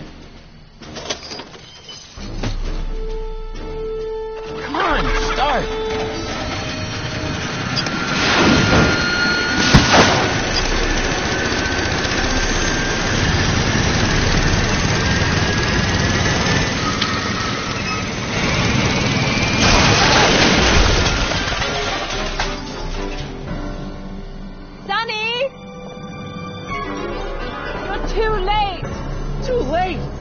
Doc's not supposed to be... Doc! They're moving him to another facility for safekeeping. Oh, I better go get a quote from the police chief.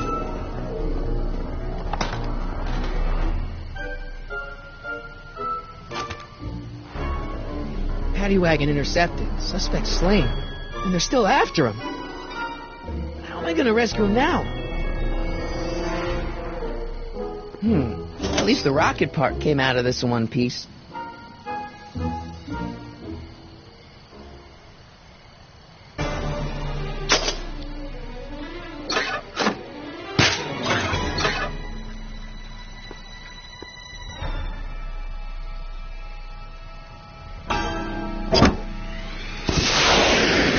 Alright, I'm coming, Doc.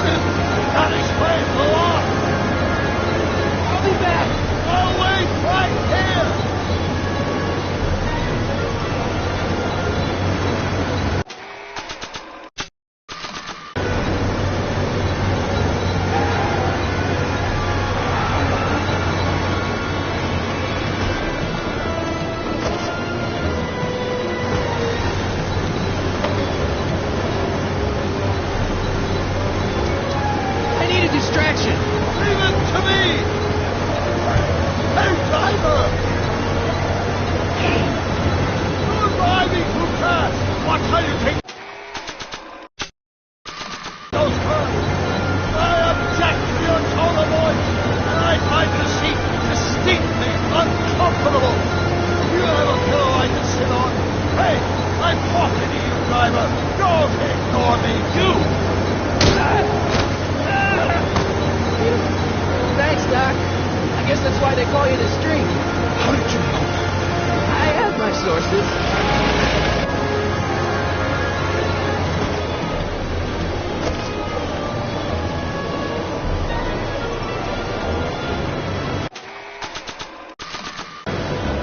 Stand back, Doc.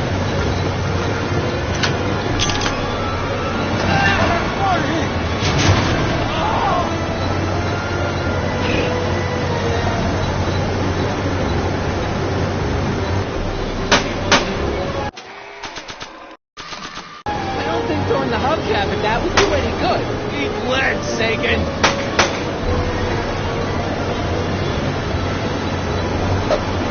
Ow!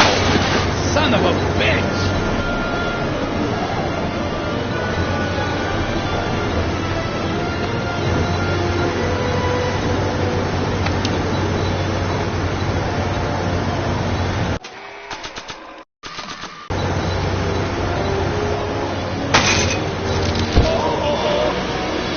This is a rescue! That's the idea.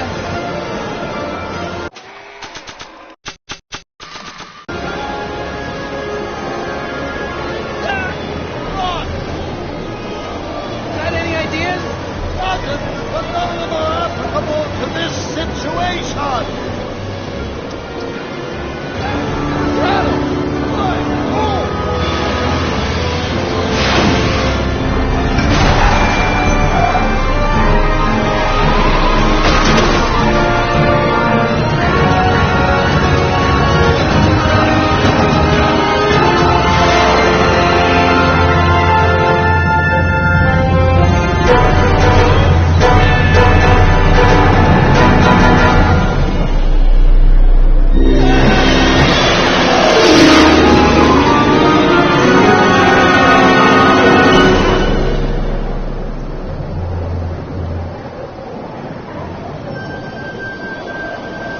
Doc, are you okay? I'm fine.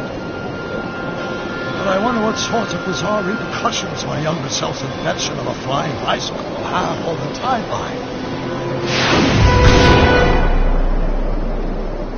Did you know that would happen? I had a suspicion. I never could keep those rockets from exploding.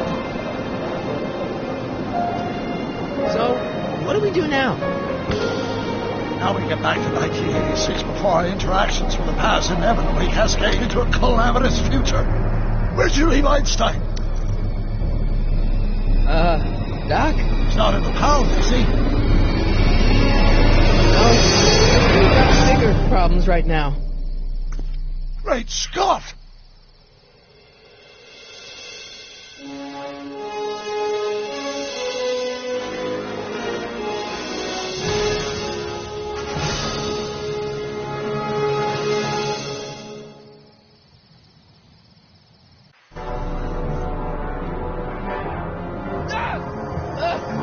What's happening? I don't know.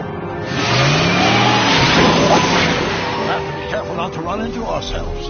Hey, fellas. All right, McFly. Let's go see the boss. History says Tanner will be arrested by a rookie cop by the name of Danny Parker.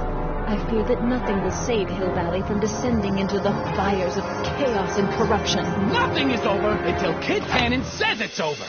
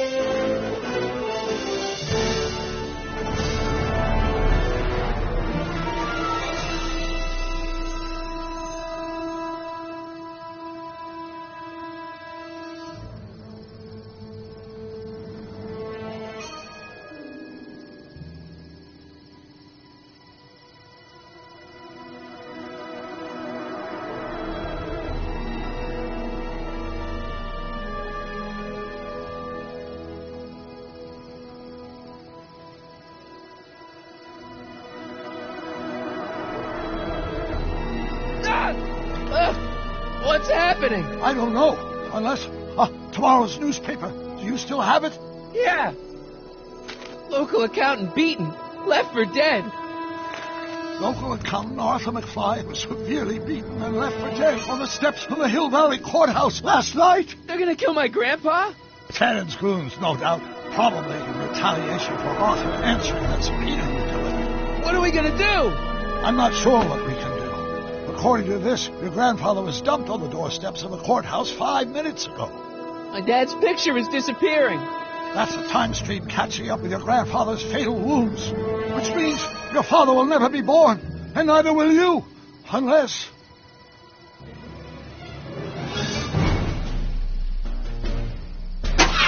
When did you last see your grandfather? 4 o'clock, in the town square. Let's give him enough time to make his deposition. Right. We'll have to be careful not to run into ourselves. That shouldn't be a problem in your case. I mean, you were in jail. All right, let's get moving before the police find us. Freeze! Step out of the car with your hands up.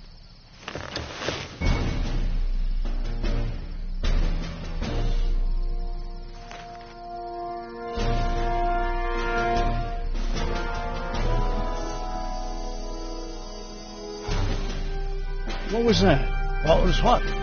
Crap! I heard something back there. I think you're mistaken, officer.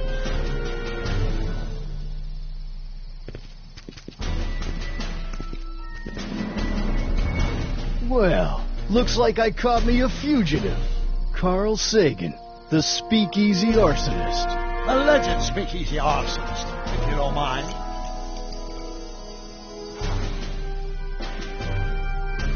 What the heck kind of buggy is that? Stay back. It's a prototype, still untested, liable to blow up at any moment. Or suddenly take off without warning. Is that so? Here it is again. I think the night air is playing tricks on you, officer.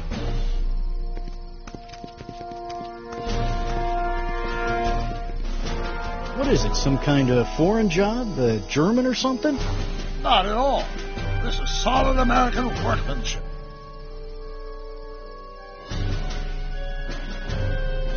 Now I'm sure something's back there.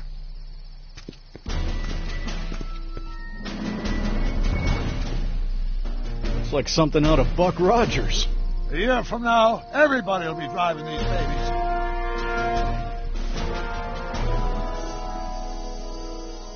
I wouldn't be surprised if there's a promotion in this. You're getting to be a valuable commodity in Hill Valley.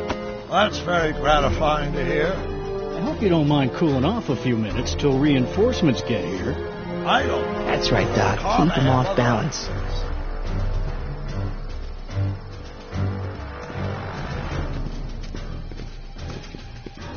I'd like to get a closer look at that getaway car. What's that? Off in those bushes. Huh? I didn't hear anything. I thought it was my henchman returning, buddy. You're probably right. It was nothing. Henchman, you say? What was that? What was what? Crap! I heard something back there. I think you're mistaken, officer.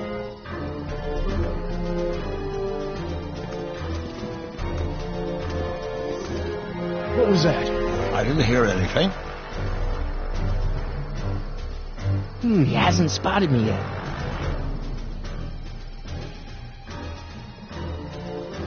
There it is again. I think the night air is playing tricks on you, officer.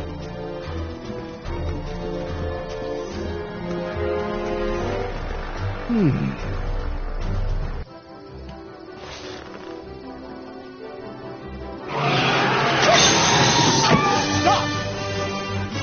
Go! Save your grandfather! I'll be fine until you get back. You got it, Doc.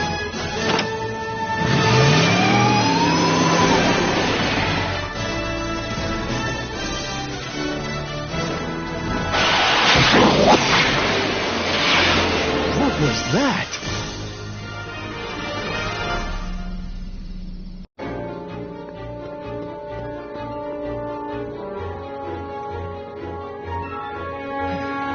.455. Artie's got to be in there somewhere, spilling his guts to the DA. There he is. All I got to do is get to him before... Mr. Crockett! was wondering if I could do a little follow-up interview with you about the plight of poor Mr. Sagan. My sources indicate that Judge Brown will be setting him free tomorrow. I wouldn't bet on that. What's that? Nothing. Listen, can we talk later? I've really got to get to the courthouse right now. Really? Why? My grandpa's being sued for alimony by his niece. It's complicated. Oh, well then, carry on. And do put that vicious dog of yours on a leash, will you? We have laws about that sort of thing, you know. Sure, no problem.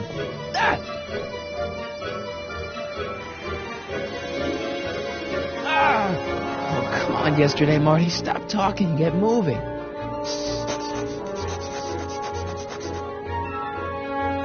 Einstein?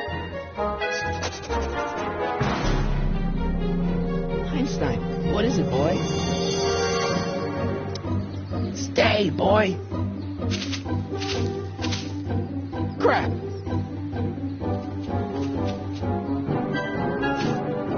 Einstein.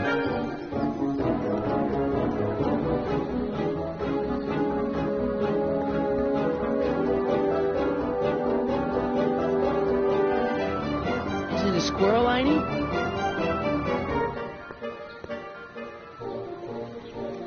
You want to play? Okay, let's play.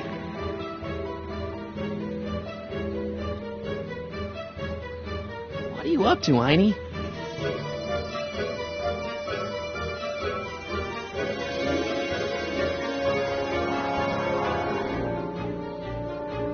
Go get her, Einie.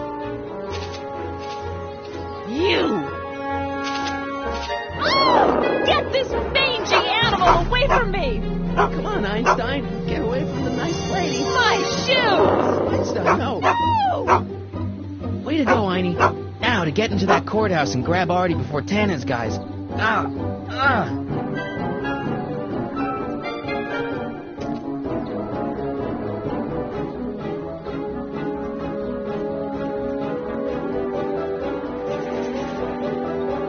Hey. Oh, God. Hey. According to my calculations, the rotary engine for a full-scale rocket drill requires 1.21 kilowatts of power. Can you check over my work to make sure? Are you all right? Yeah. But I need to get to Arthur. Why? He might be headed for an accident.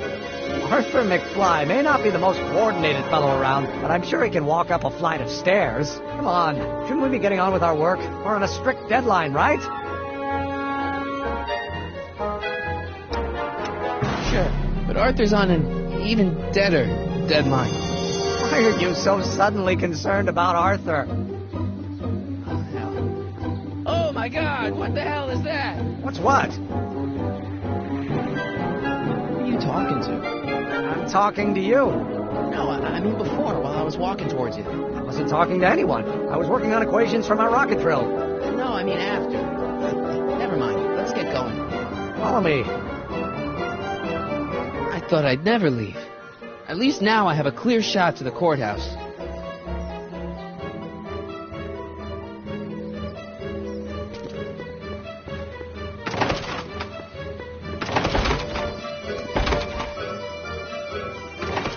You gotta come with me. Look, you're in a lot of danger. What do you mean I'm in danger? No time to explain, Gran. Artie, just promise me you'll stay at the police station until... Artie McFly. Just the guy we're looking for. Hey, fellas. Run! Get him!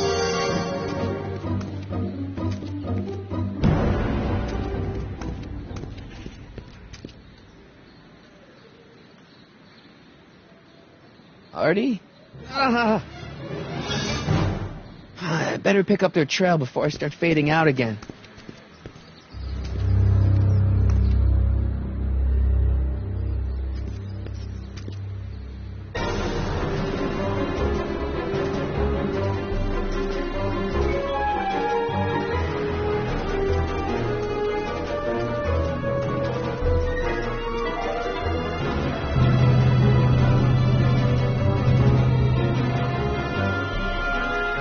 Clear. All right, McFly. Let's go see the boss.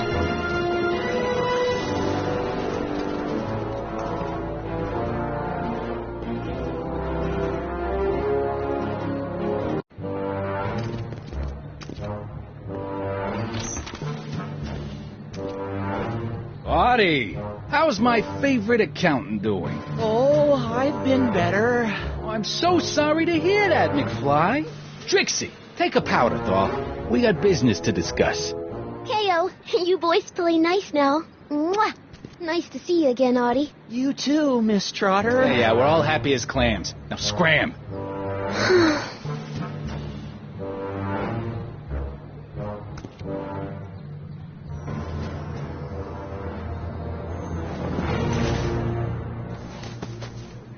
Are you guys stupid? What are you thinking, bringing this fish food to my doorstep? We just thought that was your first mistake. Thinking. Look at me. Do you ever catch me thinking? Huh? Don't answer that. Look, just drag him inside, find out what he told the DA, then get rid of him. I think we can handle that. Good. Now, if you don't mind, I've got an arsonist to snuff out. And will one of you slobs start hauling these crates in? We're on it, kid.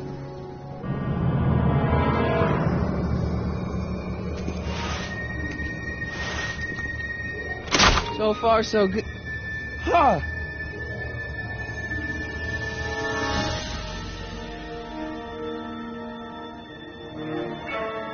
I better get in there quick.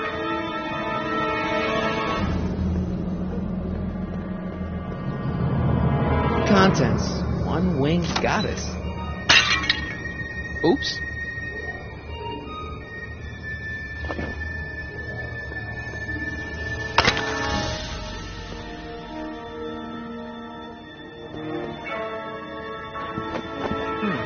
Nice fit. Here goes nothing. Crates, cue ball. Stir the soup, cue ball. Clean out the bloodstains, cue ball. Shit, I'm not a gangster, I'm a freaking butler. Now, which one of you guys goes in first? Jeez, for a gal with no arms, you sure is heavy.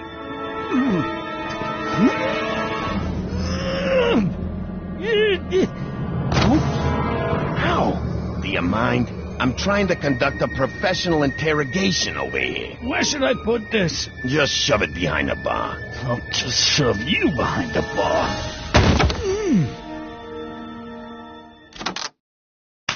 Come on, Artie. Jeez, how much chloroform did you put on that rag anyway? Why? Because I'm having a hard time bringing Sleeping Beauty here around. Let me see.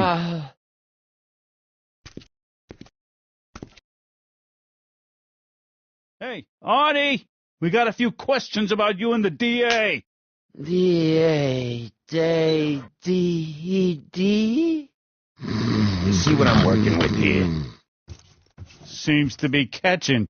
Zane, wake up! Oh, sorry, boss. The stupid cold's got me wiped out. Well, try to stay awake long enough to finish that poster, will you? We got a club to open in a few days. And turn off that sign, would you?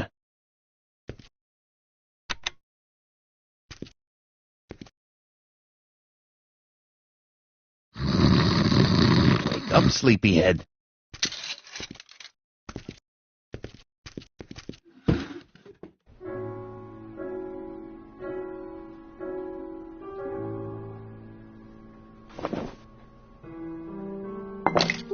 No wonder Artie's so out of it. I figure we put Kid's Wall of Fame gallery up over the bar.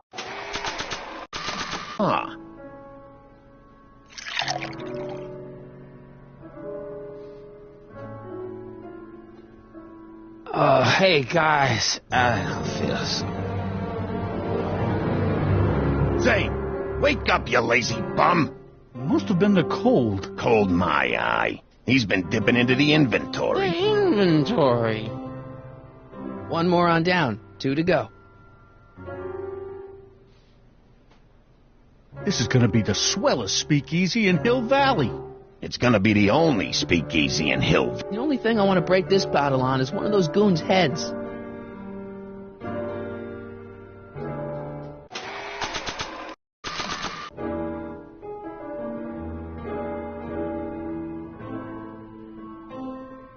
What do I spy with my little eye? Word games?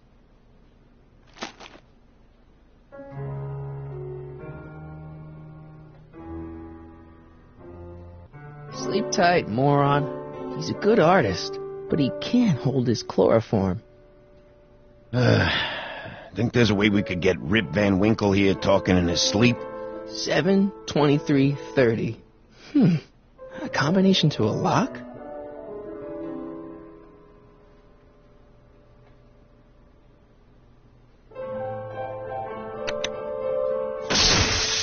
Ow! Aye. What the? I think we blew a fuse. Well, go up to the soup kitchen and get a new one. Why me? You'd rather hang around and talk to this guy, huh? 3 days are here again. Yeah, I'll just get that fuse.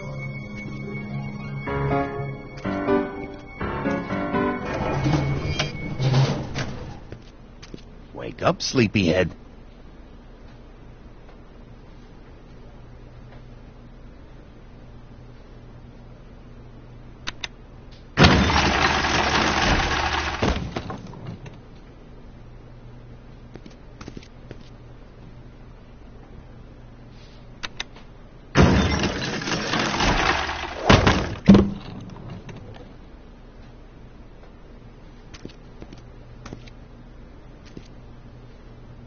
Come on, Artie, wake up.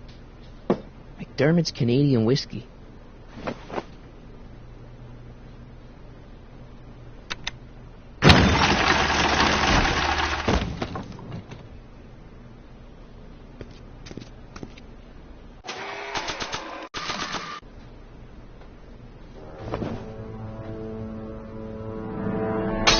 Wham! Right in the... Yes, sir.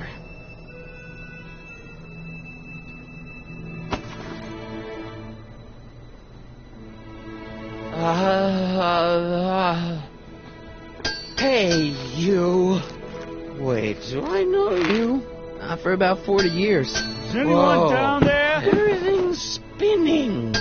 Come on, Artie. Let's get out of here before these jerks get a chance to kill you. Wait a minute. They were gonna kill me? Great. This isn't funny, guys. Is anyone down there?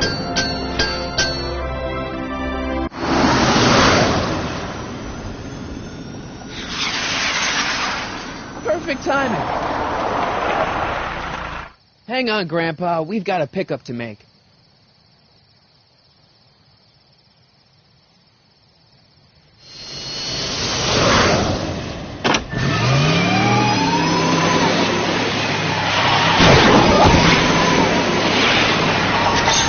Need a lift? I thought you'd never ask. Ah, what's he doing here? It's a long story. Son of a... And then I carried Artie to the DeLorean. Came back to get you. Fascinating. So we can go home now, right? Not yet. We still have this loose end to tie up. No, don't tie me up again. He's coming around.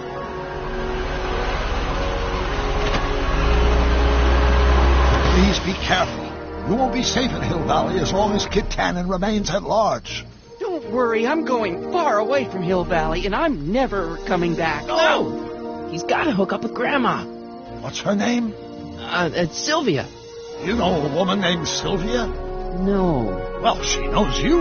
We'll know you. It's vitally important that you two meet. Oh, I get it. You want me to be part of some undercover sting operation.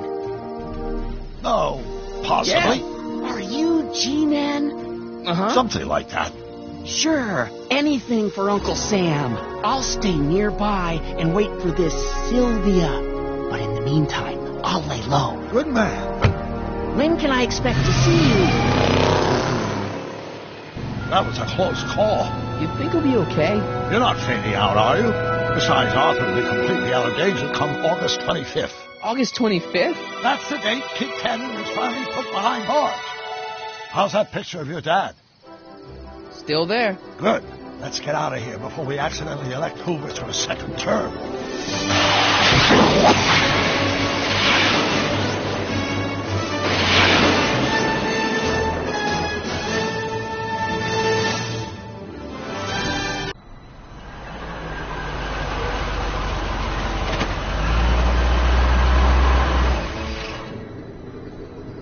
Well, everything looks okay. Are you sure? See, McFly residence. So, want to come in? Maybe hang out a while? I want my dad to see for himself that you're still around. I'd love to, Marty, but... You've got to go. I understand, Doc. You've got a life to lead, kids to raise and all that. No, I've got to go to the bank and stop that estate sale you told me about. Oh. You go find your pop. I'll be back within the hour. See you soon, Doc.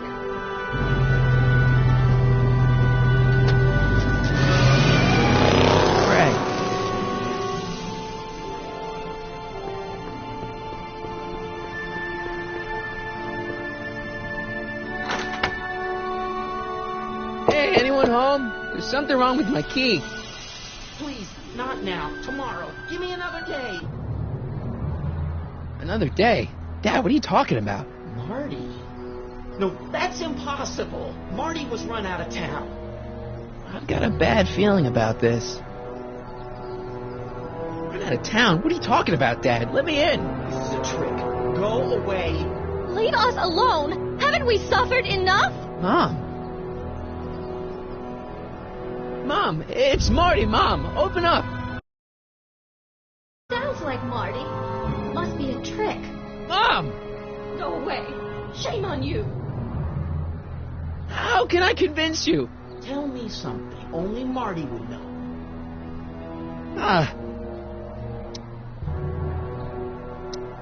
The first time he kissed Mom was at the Enchantment Under the Sea dance. That's right. Lord, what are you waiting for, George? Let him in. Stupid locks. Marty! Oh my God, Dad. What happened to you? What do you think happened, butthead? Biff! I thought we told you to stay out of town, shrimp. Biff, whatever's going on, I'm sure we can handle it. Reasonably. Who were they? Yeah, like you don't know Cliff and Riff. What do you think we should do with him, baby bro? What we should have done years ago, big bro.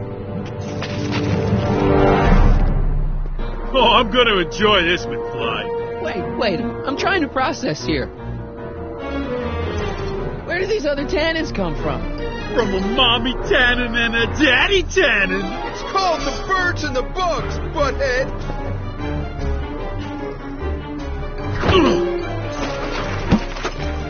I got a question. When did I get run out of town?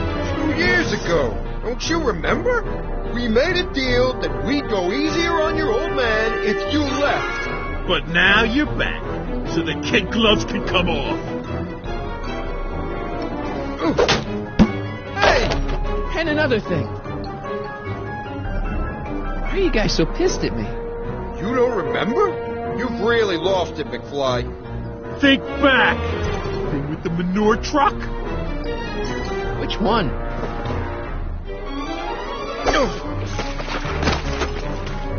Tell me. What about my mom? I mean, how did she end up with my dad? Beats us. Guess she has a thing for losers. She could have had any one of us, but she went for old Gimpy McFly.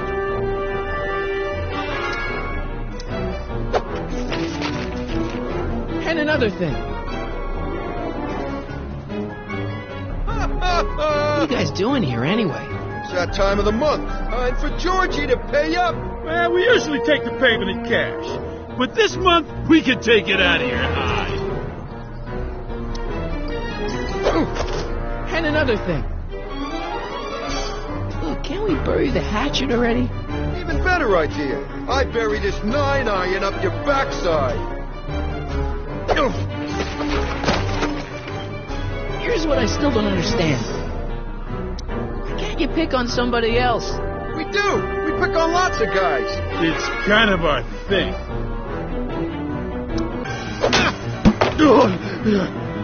Here's what I still don't understand. How long have you been coming down on my dad like this? Ever since that school dance, when Georgie laid Biff out in the parking lot. Shut up, it's not funny. Someone messes with the Tannen family, the Tannen family never lets him forget about it. How was wondering. Don't! Let me ask. Shut it! I was wondering. Don't! Let me ask. Shut it! Let me ask. Shut it! I was wondering. Don't! Bev!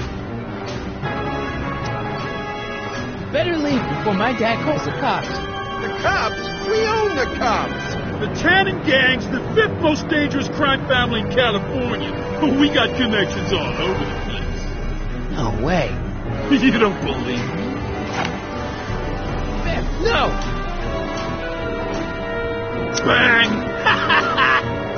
Check it out. To your family from mine, in gratitude for your continued service, J.J. Valenti. That's Don Valenti, godfather of the Sacramento Mob. The 3rd most dangerous crime family in California.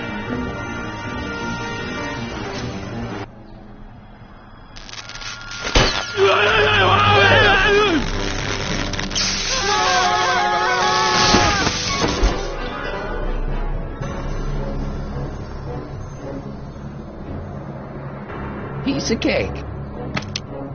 I never should have let that floozy talk me out of rubbing out your grandfather. Huh?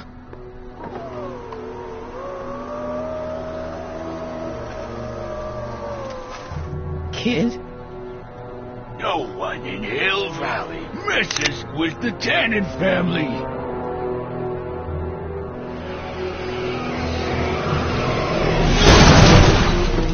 Doc! Marty, get in! This timeline's been compromised. No kidding!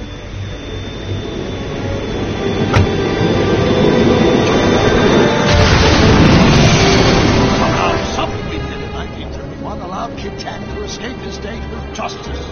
As a consequence, the Tannens have been unchecked in Hill Valley for over 50 years. Jeez, they robbed the arcade? We've got to go back to the day Kid Tannen was supposed to be arrested, figure out what went wrong and fix it. Otherwise, you could be forever stuck in a town owned by the Tannens. Not an option, Doc. Punch it.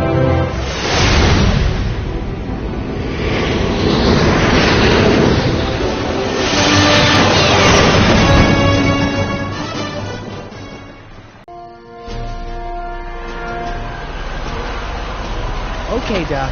Let's run through this again. Kid Tannen is supposed to be betrayed by his mole, the singer named Pixie Trotter. That hot babe I saw coming out of the speakeasy. Exactly.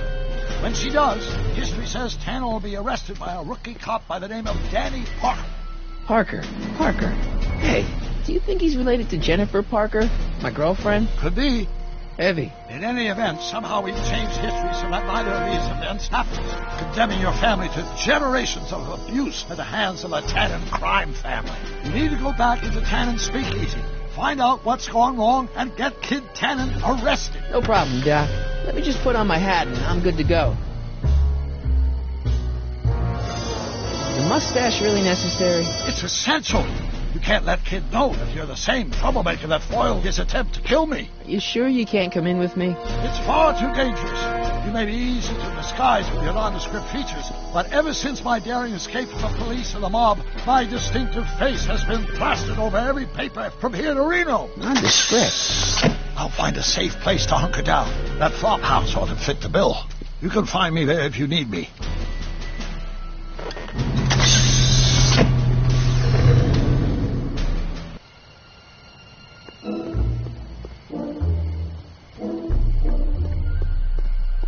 Looks like Emmett's been busy.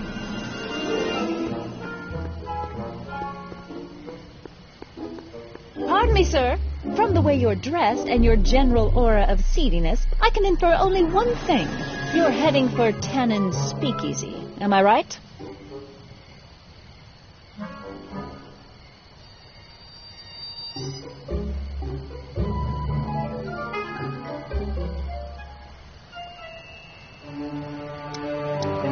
Yeah.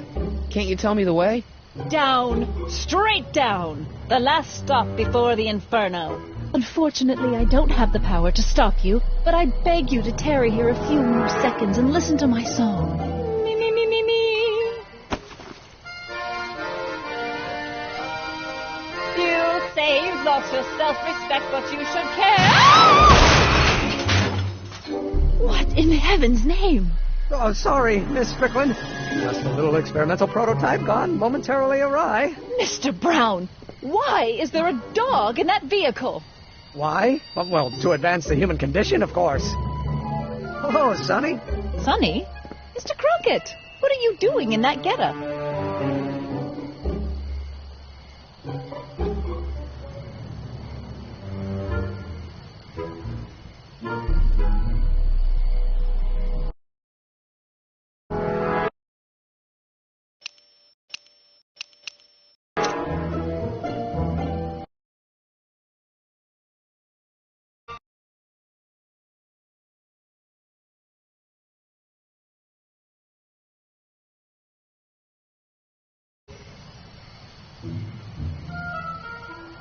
I'm going undercover. How exciting! You'll have to give me an exclusive sometime. Right now, I've got some souls to save. And you'll have to get an eyeful of my newest experiment. You're not angry about the rocket drill? Water over the bridge. I've moved on to bigger and better things. Come by the gazebo when you get a chance. I'll be setting up. You won't believe what Einie and I have been up to. Famous last words. All right. Now, where's that speakeasy?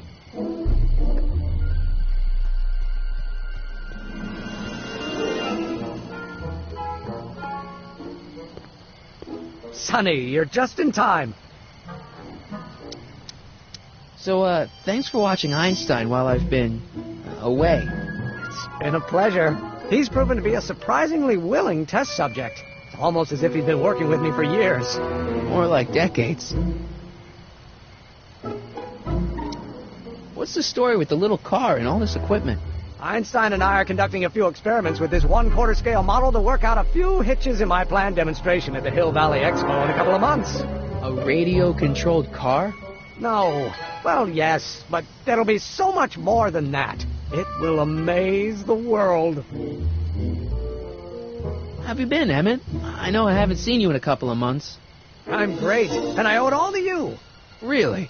Yes. That argument I had with my father during our jet drill experiment gave me the incentive to finally quit that dreary court job. I've committed myself full-time to a life of science.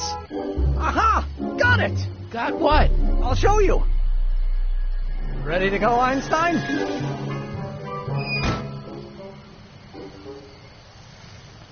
Watch this. When this baby hits 23 miles per hour, you're going to see some serious cow flop.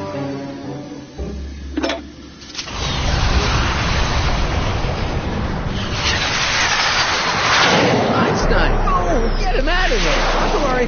I've got a fail-safe eject mechanism around here someplace. See? Nothing to worry about. Nothing.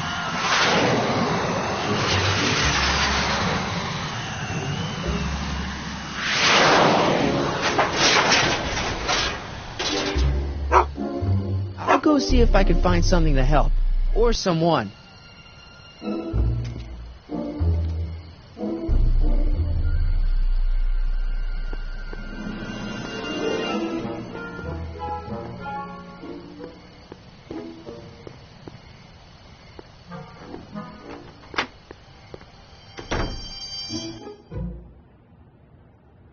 Hey, Doc. How's the room?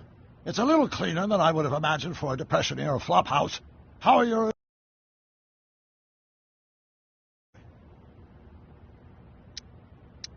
Why didn't you tell me I'd run into your younger self tonight? Because I don't remember being out here tonight. Clearly, your interactions with my younger self 2 months ago have slightly altered my personal timeline. I never had the nerve to perform public experiments like he's doing. No matter. Those experiments will be forgotten once I've seen Frankenstein. Frankenstein? Yes. Right now, my younger self is fiddling around down there with rocket propulsion systems for his demonstration at the expo. The thing that'll kick off your scientific career. Exactly. Now, the rockets are a horrible idea, and I'll soon realize that they'll never work. But eventually I'll wander into that movie theater and see Frankenstein and clear my mind. I've kept the ticket stub from that movie in my wallet ever since. See? Why? Because it's during this movie that I'll have the inspiration for my breakthrough at the expo. It doesn't have anything to do with reanimating the dead, does it? Not the way you're thinking, no. But during that famous scene when Colin Clive turned the wheel that raised that shrouded figure into the tower, and that bolt of lightning struck, well, let's just say more than one brain was reanimated that night. Emmett's not having much luck getting Einstein off the courthouse. I'm not surprised. Einstein's a smart dog, but heights give him the willies. What can we do? I've got it. What? Just get my younger self distracted, and I'll handle the rest.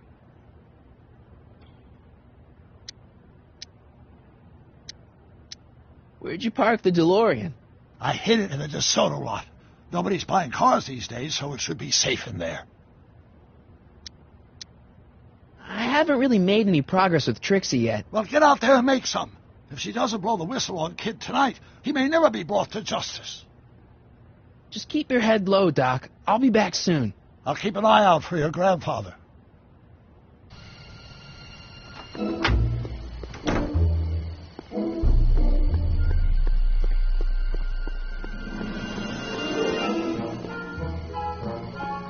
Don't worry, Emmett. I'm sure you'll get it right someday. Oh, I'm not worried about that. Right now, I'm more concerned with Einstein.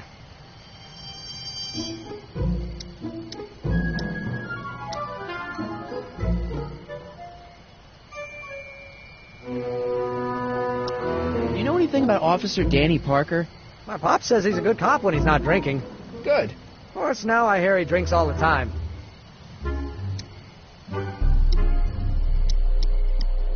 Why don't you take a break from Einstein Patrol for a minute? Maybe go see a movie or something. Thanks for the offer, Sonny.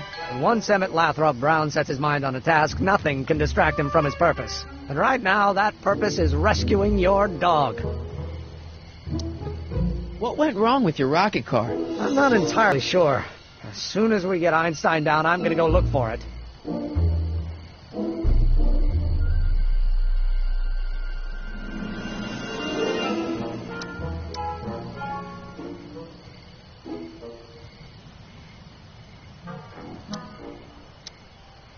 What's up with you and Edna? A couple months ago, I could swear she was making goo-goo eyes at you. That was before my father had her stay-sober society meeting thrown out of our house. Now she takes every opportunity she can get to snipe at me in my work. It's very distracting. Have you seen that Frankenstein movie yet? I hear it's pretty inspirational. Not yet. I've been so busy with my rocket car that I haven't found the time. But I'm planning on going tonight. At least I will once I get Einstein down.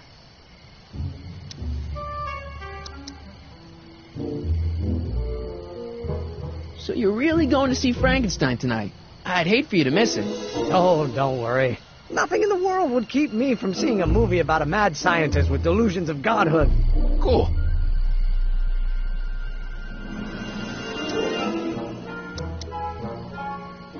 Well, I'll go off and see if I can get some help. You do that. I'll stay here and see if I can think of a way to get Einie off that ledge.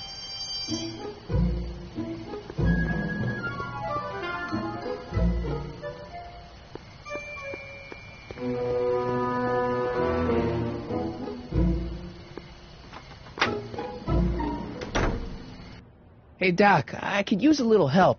What's the problem?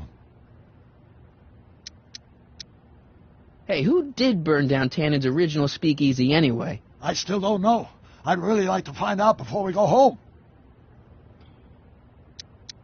I never did get a straight answer about why you came back to 1931 in the first place. It's, personal.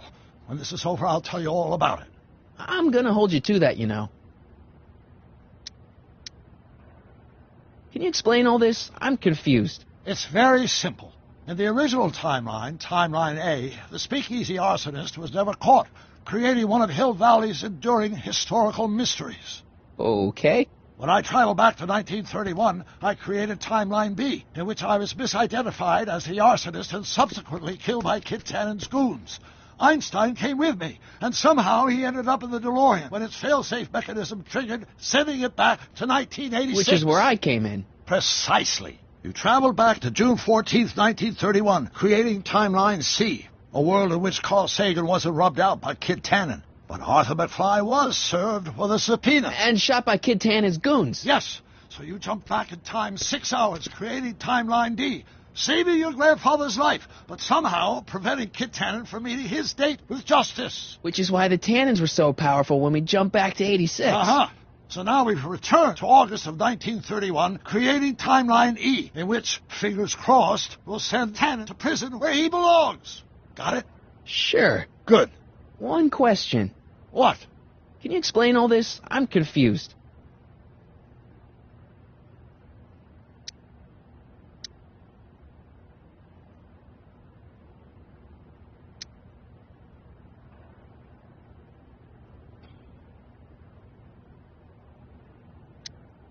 I'm still a little confused by all this time travel. Don't worry about temporal mechanics. Just focus on Miss Trotter and Officer Parker.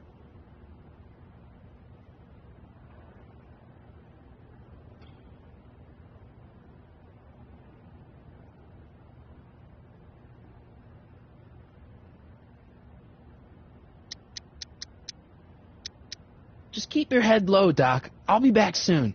I'll keep an eye out for your grandfather.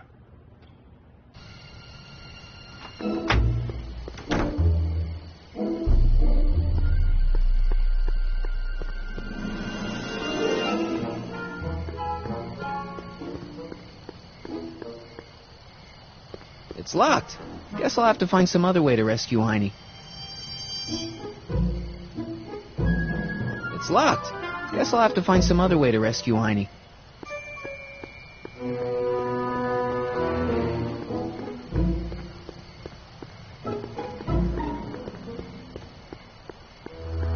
Don't touch those! They're very sensitive! Sorry.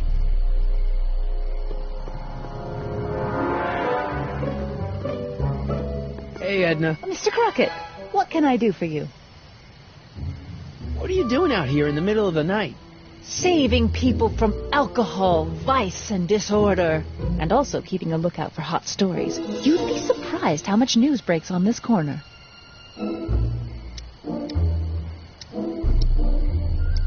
Hey, I got a hot lead for you. Oh, what is it?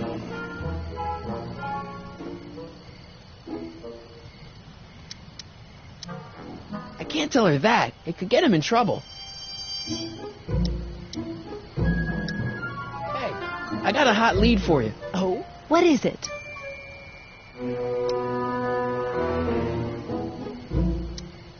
I can't tell her that. It could get him in trouble. Hey, I got a hot lead for you. Oh, what is it? Young scientist strands dog on courthouse roof. What? Look over there. Oh, for goodness sake. Mr. Brown. Please, Miss Strickland, not now. Can't you see I've got a rather delicate situation on my hands at the moment? My trial run... Trial run? Public hazard, I call it. And I'm sure my editor will agree. This scientific enterprise of yours represents a clear and present danger to public safety. You know what represents a clear and present danger to public safety? Your singing voice. There's no need to get personal, Mr. Brown. Believe me, I have no intention of getting personal with you. I'm relieved to hear it. Flying cars, of all the ridiculous juvenile You mock me, notions. but just imagine a world in which traffic jams and car crashes are a thing of the past. I might be more inclined to listen to you if your maiden voyage had ended in a crash on one roof and a stranded dog on another. I'm working on getting him down. Heine, how'd you get down? Clever dog. Well, fortune favors you tonight, but I warn you to be more careful in the future. Now, how to get that rocket car back down?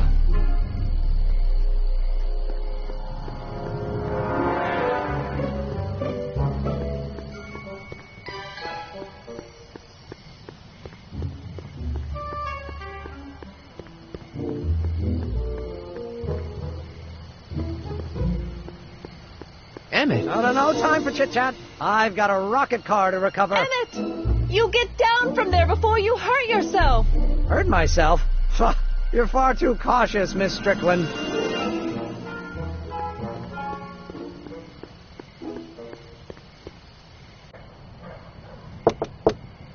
Who sent you? Ulysses S. Grant. What did you bring me? Meat and potatoes. What's the word? Words are for wimps.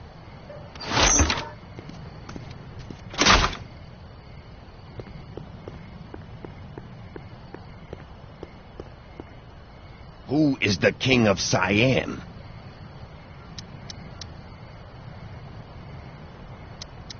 Am I? What will you do if there's a raid?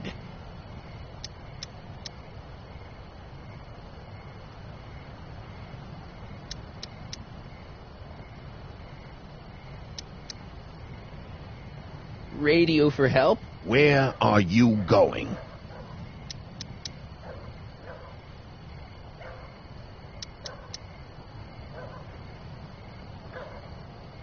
From Russia.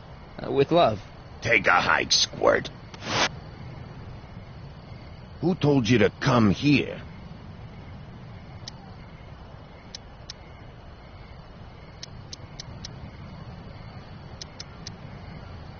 Joe Piscopo? Who said you were worthy?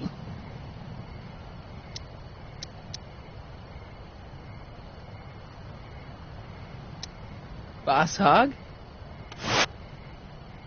Who said you were worthy? Euronymous Bosch? Who died and made you boss? Boss Hogg? What will you do tomorrow?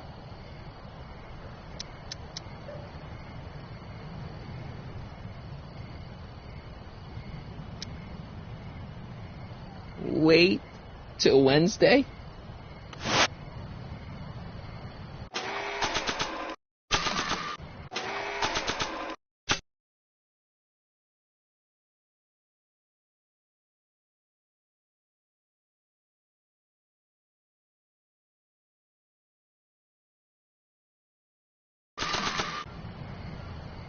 Who died and made you boss?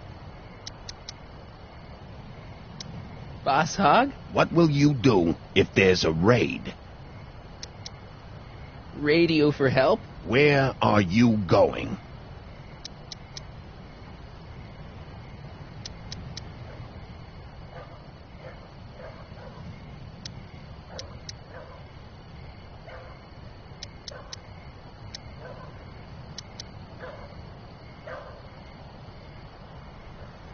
Could you repeat that? Where are you going?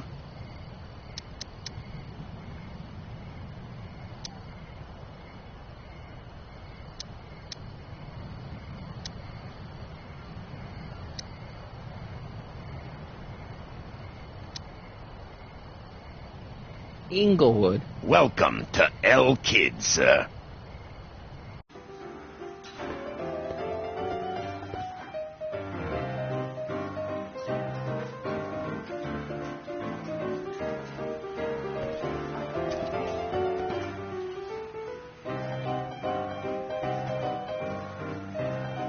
Ladies and gentlemen, it's my pleasure to once again present the hottest little number this side of the Rockies. And when I say my pleasure, I think you'll know what I'm talking about. Am I right? So let's have a big El Kid welcome for the one, the only, Trixie Trotter.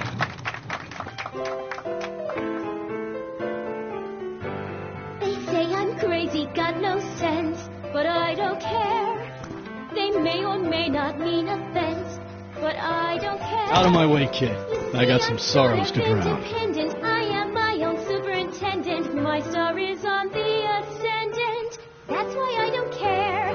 I don't care. I don't care what people think of me. I'm happy-go-lucky and say I am plucky, so jolly and carefree. I don't care. I don't care if I do get the mean and stony stare. If I'm never successful, it won't be distressful, 'cause I don't care.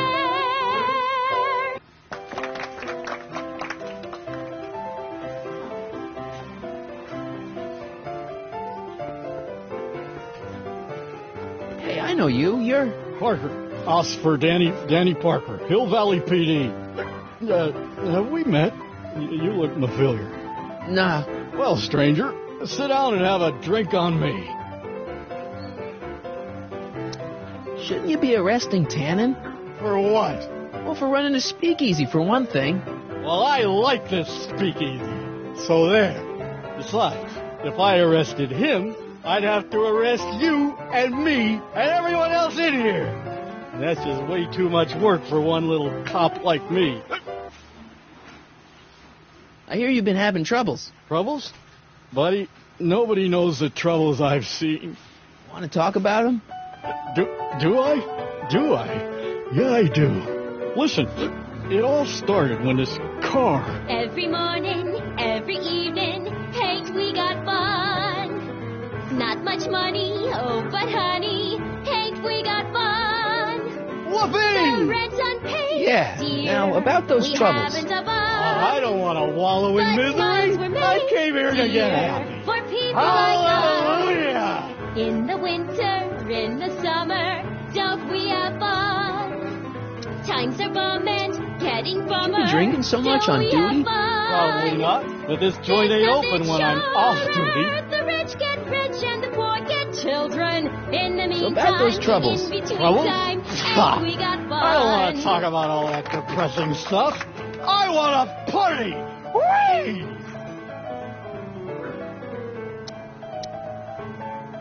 See you later, Danny. I'll be here.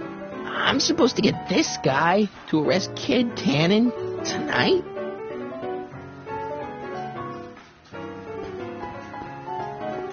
Hey, nice suit. Where'd you get it? Costume shop at the mall. I had it custom made. Yeah? Quality material. Who are you? Where you from? The name's, Sonny Crockett. Nobody. I mean, you don't know me. I come from a very different place. Come on. What's the dope? Spill it, or I'll... Go easy, kid. From the cut of the suit, I'm thinking he might be with the Valenti gang. Is that so? Yes? Prove it. You ain't leaving till you show me some bona fides. Something tells me I better not pull a gun-like object out in here until it's absolutely necessary.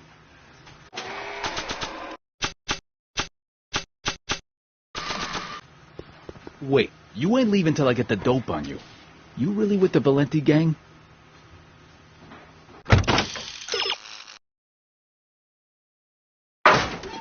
Wait, you ain't leaving till I get the dope on you. You really with the Valenti gang?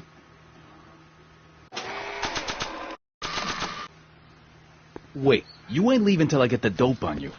You really with the Valenti gang? Something tells me I better not pull a gun-like object out in here until it's absolutely necessary. Danny. You? So about those troubles. Troubles? Ha! I don't want to talk about all that depressing stuff. I want a party! Whee! See you later, Danny. I'll be here.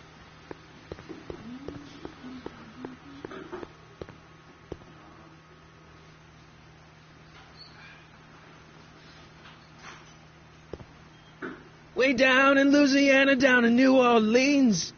Maybe not. Hey, I do the singing round here.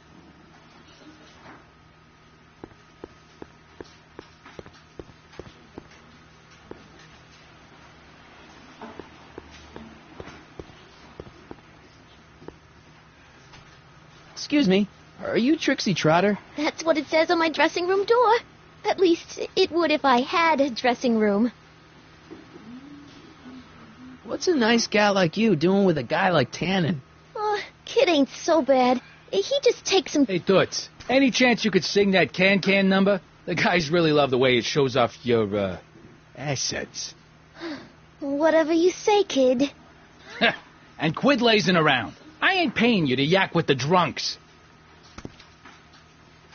You ain't paying me at all, you bum. What were we talking about again?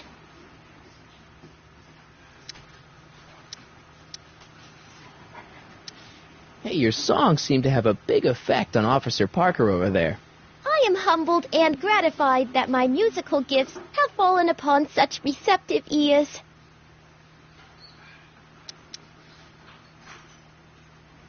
I don't care. What are those? Are they lyrics for one of your songs? I haven't memorized them yet. Break a leg out there. Thanks. She's supposed to turn on Kid Tannen tonight? Okay, Doc, if you say so.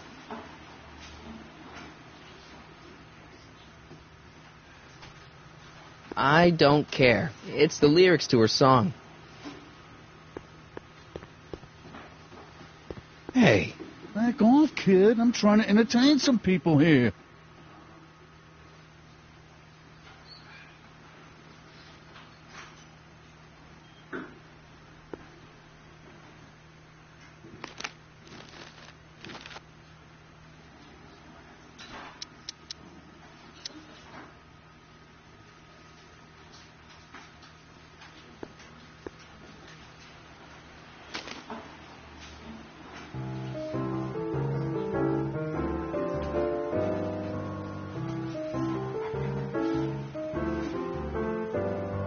Whisper in my ear, so no one can hear.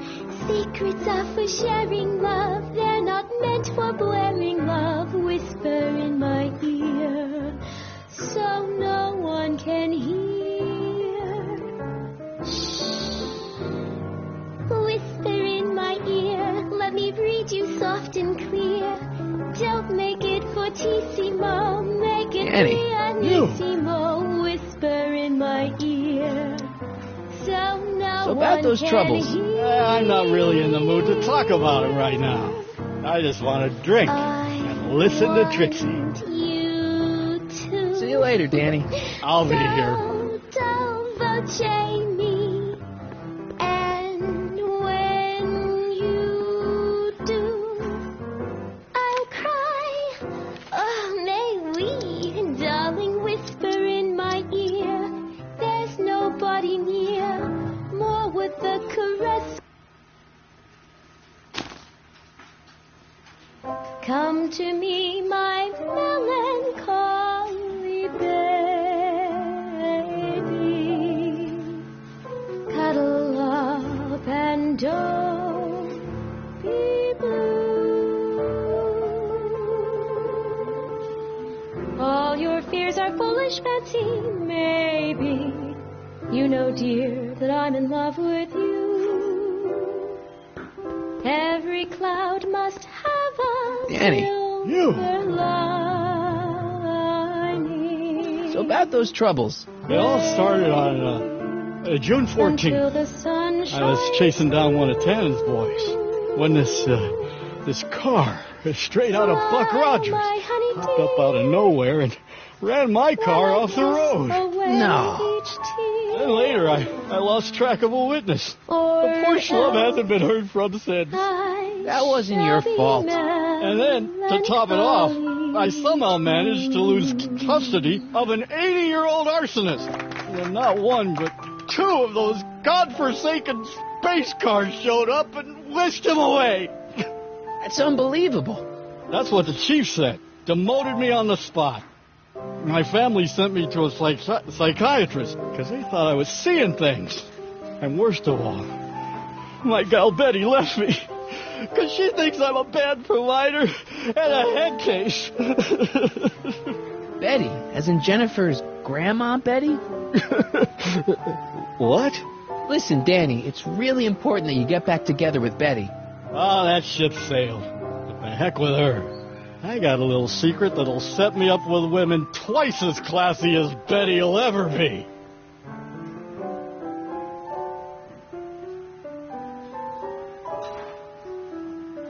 See you later, Danny. I'll be here.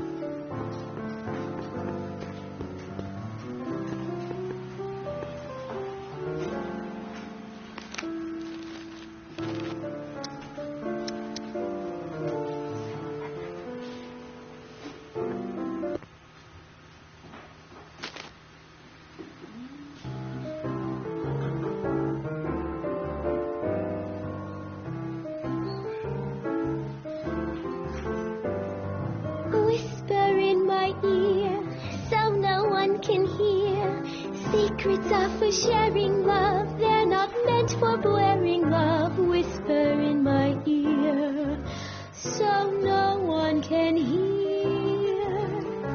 Shh. Whisper in my ear. Let me read you soft and clear. Don't make it fortissimo. Make it pianissimo. Danny, Whisper in my ear. You got a secret? What is it? So Oh, yeah. no My one secret. can hear. Well, you're my pal, so I can tell you, but don't let it get out.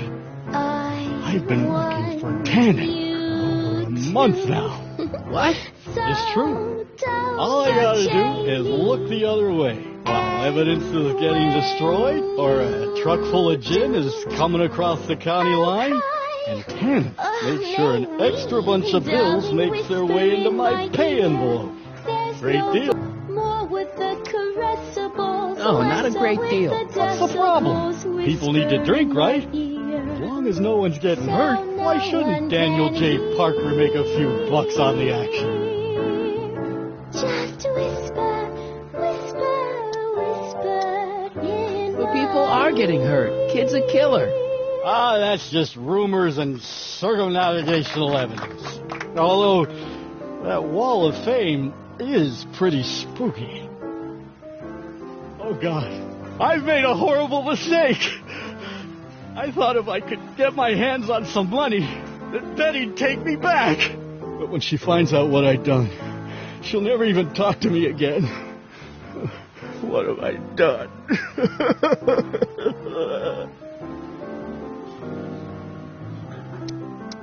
Come on, Danny, pull yourself together. It's not so bad. Not so bad. I'm a corrupt cop who's lost his only chance at true love. How's that not so bad? I guess now I know why you won't arrest Tannen. You're working for him. Bingo! Hang in there, Danny. Oh, God.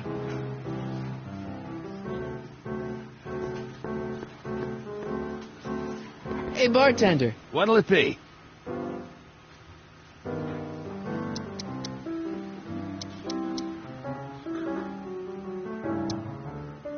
So about this, portrait gallery of yours. What about it? What's it all about? Who are those guys? The caricatures hanging along the wall of honor commemorate those who are no longer with us on account of having ticked off one Irving Kid Tannen. They're the guys the kids killed?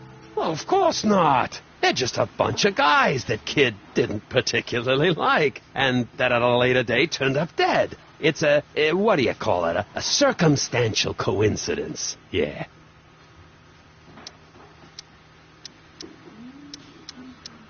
Got any tips for getting Parker in the right frame of mind? Well, I ain't no Carl Jung, but I've noticed that when he's boozing it up like he is tonight, Danny Boy's particularly receptive to the lyrical stylings of Miss Trotter. Huh?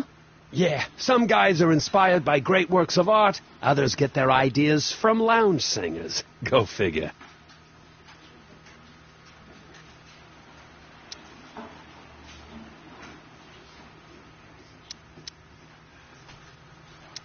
Thanks for the talk. Next time, order a drink. This ain't no library, you know.